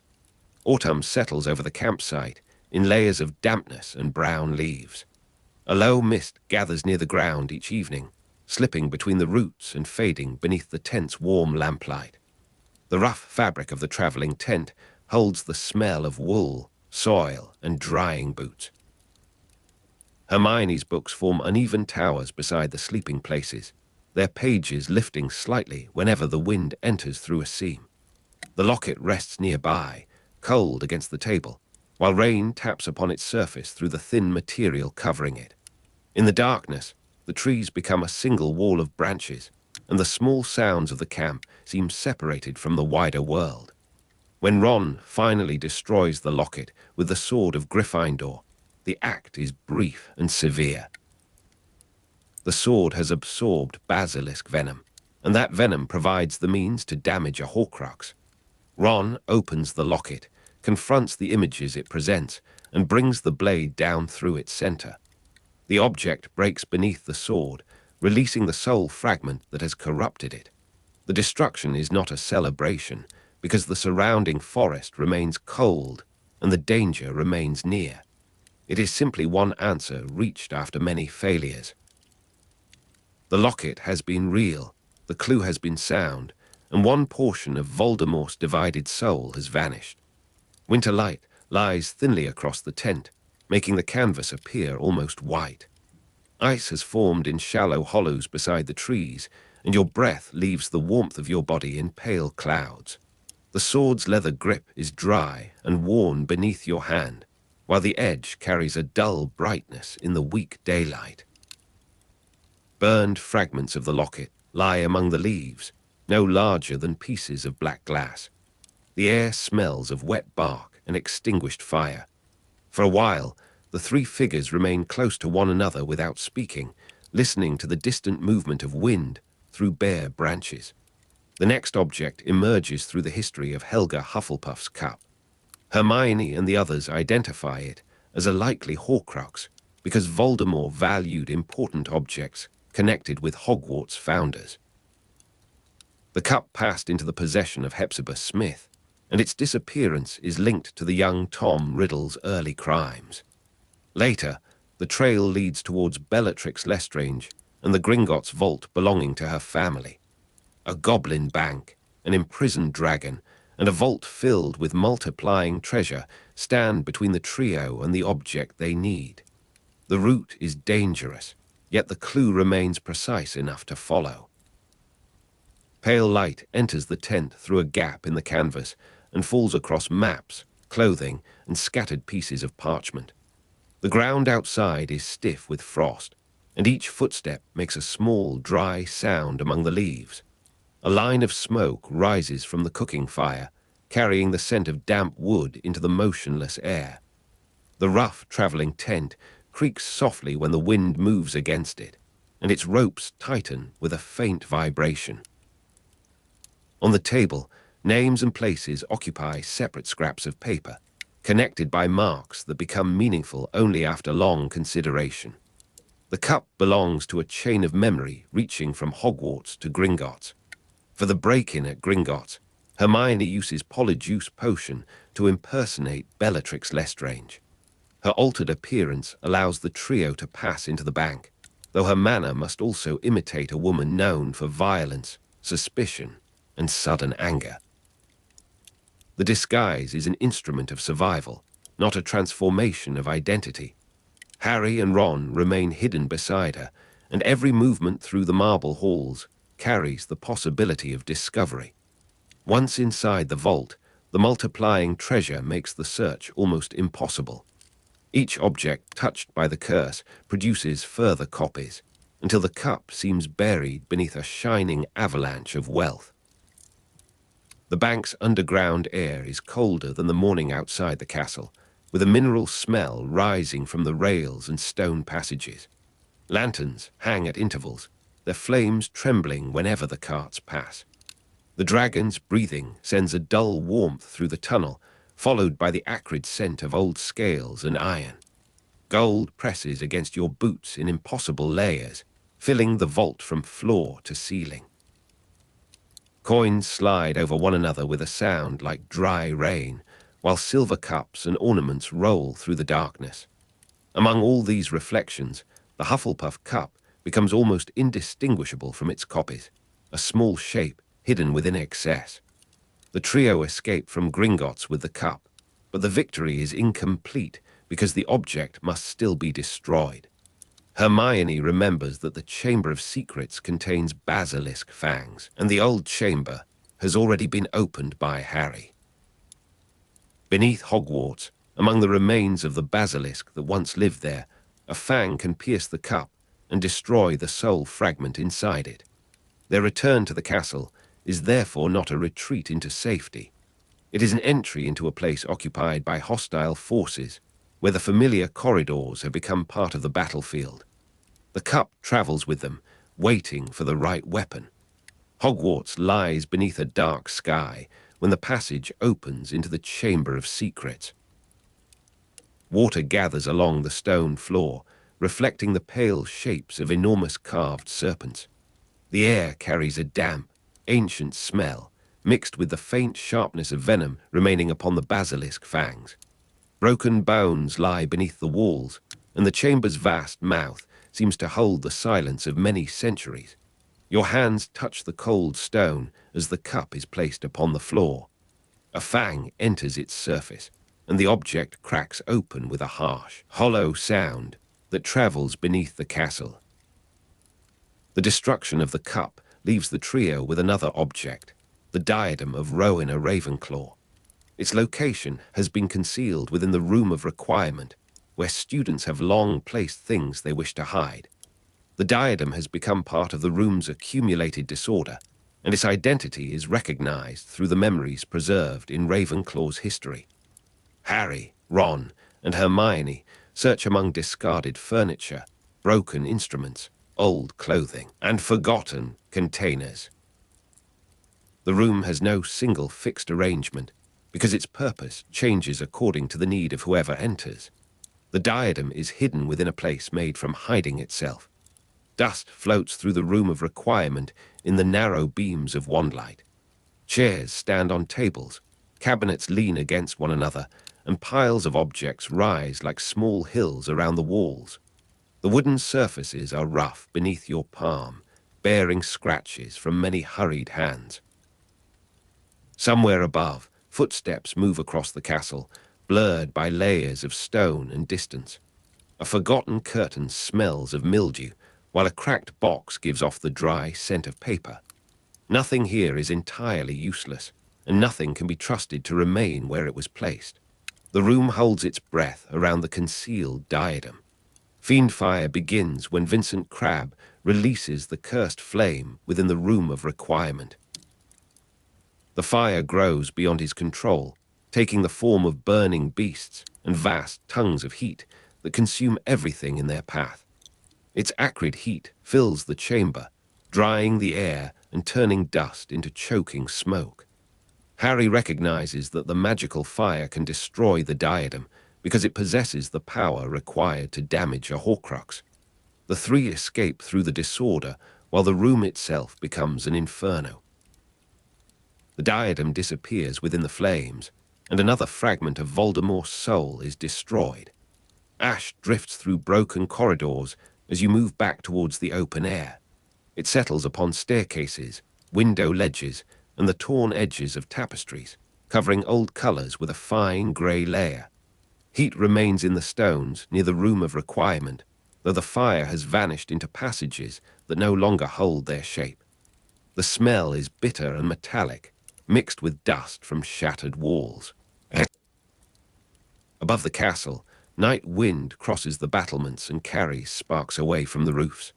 Fiendfire has left no graceful conclusion, only scorched masonry, and the knowledge that one more hidden object has ceased to exist. The remaining Horcruxes are not gathered in a single place. Nagini, the snake closest to Voldemort, has been deliberately used by him as a Horcrux and remains near him as a living vessel. Unlike the Locket, the cup, or the diadem, Nagini can move, hide, and strike. Her protection is therefore bound to Voldemort's own caution. She travels with him, appears beside him, and is guarded because the snake's life is connected with the survival of the soul fragment within her. While the trio searches through abandoned houses and buried histories, Nagini remains close to the visible enemy. The castle grounds are silvered by moonlight, and a thin wind moves through the grass surrounding the dark trees. Your shoes gather moisture from the earth, while the deeper cold waits beyond the night. Far away, the battle has become a pattern of flashes, shouts, and collapsing stone. Within the shadows, the snake's presence is suggested by the movement of leaves and the glimmer of scales. There is no need for thunder, because danger has become ordinary to the people sheltering within Hogwarts. The trees stand quietly, holding the path towards the forbidden forest. Harry himself has belonged to the mystery since 1981, although he does not understand this at first. When Voldemort's killing curse rebounds during the attack on the Potter's home, a fragment of his damaged soul leaves him and attaches itself to the infant Harry. Harry becomes an unintended Horcrux, created without intention, and without the ritual knowledge usually associated with such an object. The scar, the connection between minds, and the ability to speak Parseltongue are signs of a bond whose deepest meaning remains concealed. Thus, the investigation has always included Harry, not merely as the person pursuing the Horcruxes, but as part of the hidden structure they are trying to destroy. Darkness gathers beneath the trees of the forbidden forest, where the ground is soft with needles and fallen leaves. The trunks rise around you in close ranks, their bark damp and ridged beneath your fingertips. Somewhere nearby, water drips from a branch into a shallow hollow, producing a slow, almost measured rhythm. The air smells of moss, cold soil, and distant smoke from the battle. No castle lights reach this depth of the forest, and the darkness appears to continue in every direction. Harry walks forward carrying the knowledge that his own life may be connected to the final fragment. Voldemort strikes Harry in the Forbidden Forest in 1998, using the killing curse with the certainty that the spell will end the threat. The blow destroys the soul fragment belonging to Voldemort, but Harry's own life does not end. The protection created through his mother's sacrifice remains significant, and Voldemort's later use of Harry's blood has preserved a connection that allows Harry to survive. In the quiet between the curse and the battle's conclusion, the unwanted fragment is gone. Harry remains himself, weakened and still vulnerable, while the part of Voldemort hidden within him has been destroyed. The forest becomes almost still after the curse has passed. Leaves rest upon Harry's robes, and the cold earth gives no answer to the movement of his body. A faint grey light exists somewhere above the branches, though the canopy hides its source. The scent of crushed fern rises near your knees, mingling with the smoke drifting from Hogwarts. No blade cuts the air, and no spell illuminates the trees. The destruction of the fragment takes place without spectacle, leaving only the subdued awareness that one life has continued while another presence has disappeared. Beyond the forest, the battle waits for its final shape. Neville Longbottom becomes the person who destroys Nagini during the Battle of Hogwarts in 1998. With the sword of Gryffindor in his hands, he cuts off the snake's head amid the fighting. The act removes the final known Horcrux, since the living connection within Harry has already been destroyed in the Forbidden Forest. Neville's action is sudden, courageous, and decisive, yet it completes a process that began long before the battle. The sword has passed through several hands, and its venomous history has made it capable of ending what ordinary weapons cannot touch. Dawn reaches the damaged walls and empty courtyards gradually after the battle. Ash drifts through broken corridors, settling on steps where students once hurried between lessons. The air carries wet smoke, crushed grass, and the faint mineral scent of exposed masonry. A torn banner moves above the entrance hall, brushing softly against the stone whenever the wind enters. Near the grounds, puddles reflect fragments of pale sky, while the castle's windows hold the first color of morning. The sword of Gryffindor rests after the work of the night, its bright surface marked by use. The final battle at Hogwarts takes place on 2 May 1998, according to the chronology commonly used for the novels. By this point, the search has reached its last stages, though the people within the castle cannot yet see the full pattern. The locket, the cup, the diadem, and the soul fragment within Harry have been destroyed. Nagini has fallen beneath Neville's sword. Voldemort still stands, but the structure supporting his unnatural survival has been dismantled piece by piece. He remains dangerous because he does not understand that the objects, memories, and places which carried his divided soul have already become empty.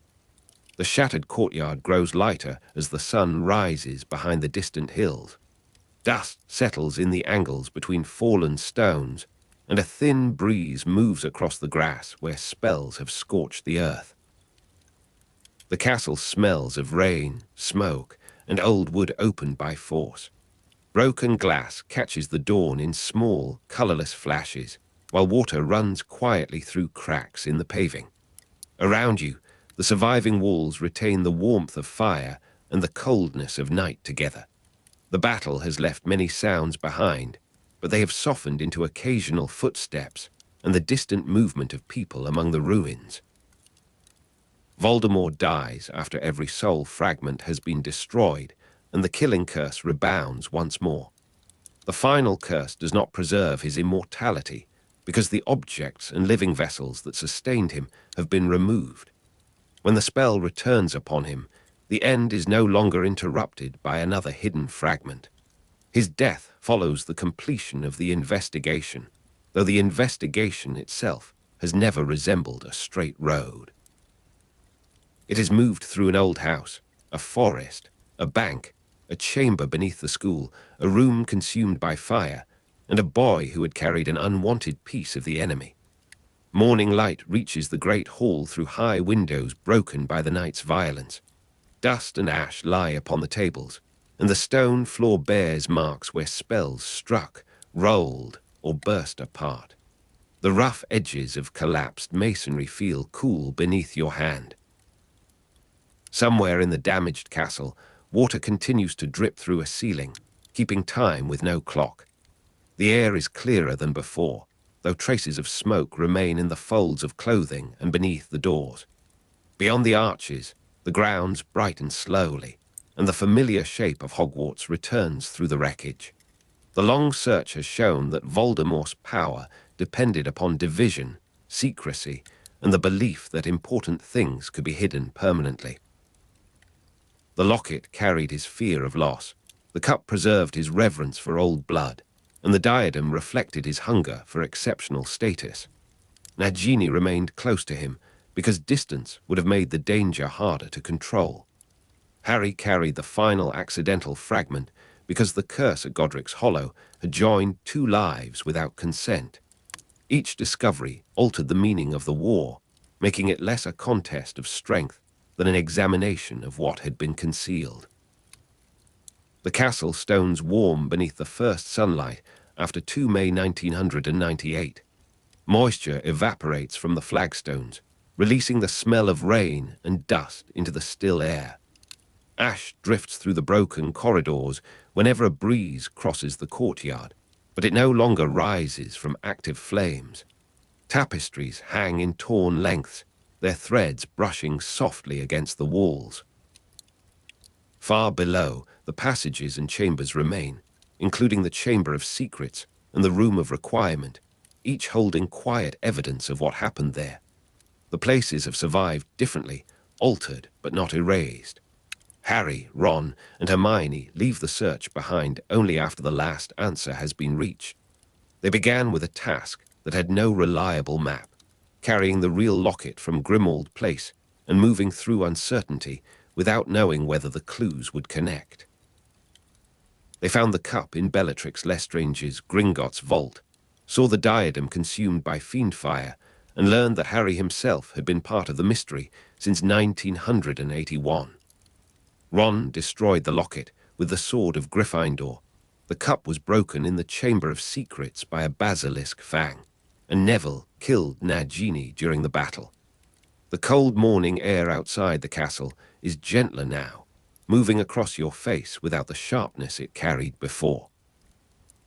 Sunlight rests on wet grass and along the edges of broken stone, while small birds return to the trees beyond the courtyard. The rough fabric of the traveling tent belongs to an earlier portion of the journey, carrying memories of rain, books, and sleepless watchfulness. Here, the castle gives shelter of another kind, through its walls, its scars, and the ordinary sounds returning to its rooms. A distant door closes, footsteps pass, and silence gathers once more. Nothing remains inside Voldemort to preserve the fragments that once divided his soul. The visible enemy has fallen, but the deeper work has been the patient discovery of where his hidden self was stored. Objects, memories, and places have yielded their secrets one after another, until the final battle becomes understandable in retrospect. The locket was not only a piece of jewelry, the cup was not merely treasure, the diadem was not merely a lost relic, and Nagini was not merely a snake. Each had carried a part of a life that could not survive its separation from the whole. Beneath your feet, the castle keeps its uneven warmth, holding the day in some places and the night in others. The smell of smoke fades beneath rainwater and fresh earth. Along the corridors, ash rests quietly in corners, and fragments of plaster lie beside old portraits and damaged doors. The world beyond Hogwarts is beginning again, though the castle remains caught between ruin and repair. Its silence is no longer the silence of concealment, but the stillness that follows an answer. The hunt has ended at Hogwarts, where it began in the histories of 4 founders and the ambitions of one gifted, frightened boy. Harry survives because the fragment belonging to Voldemort is destroyed, while Harry's own life remains protected. Voldemort dies because the last safeguards of his divided soul are gone, and the rebounding curse can return to its maker. On 2 May 1998, the battle reaches its conclusion, but its meaning extends through every earlier room, forest, vault, and memory. You remain among the quiet stones as the morning grows brighter, while the long investigation settles at last into the peaceful shape of the past.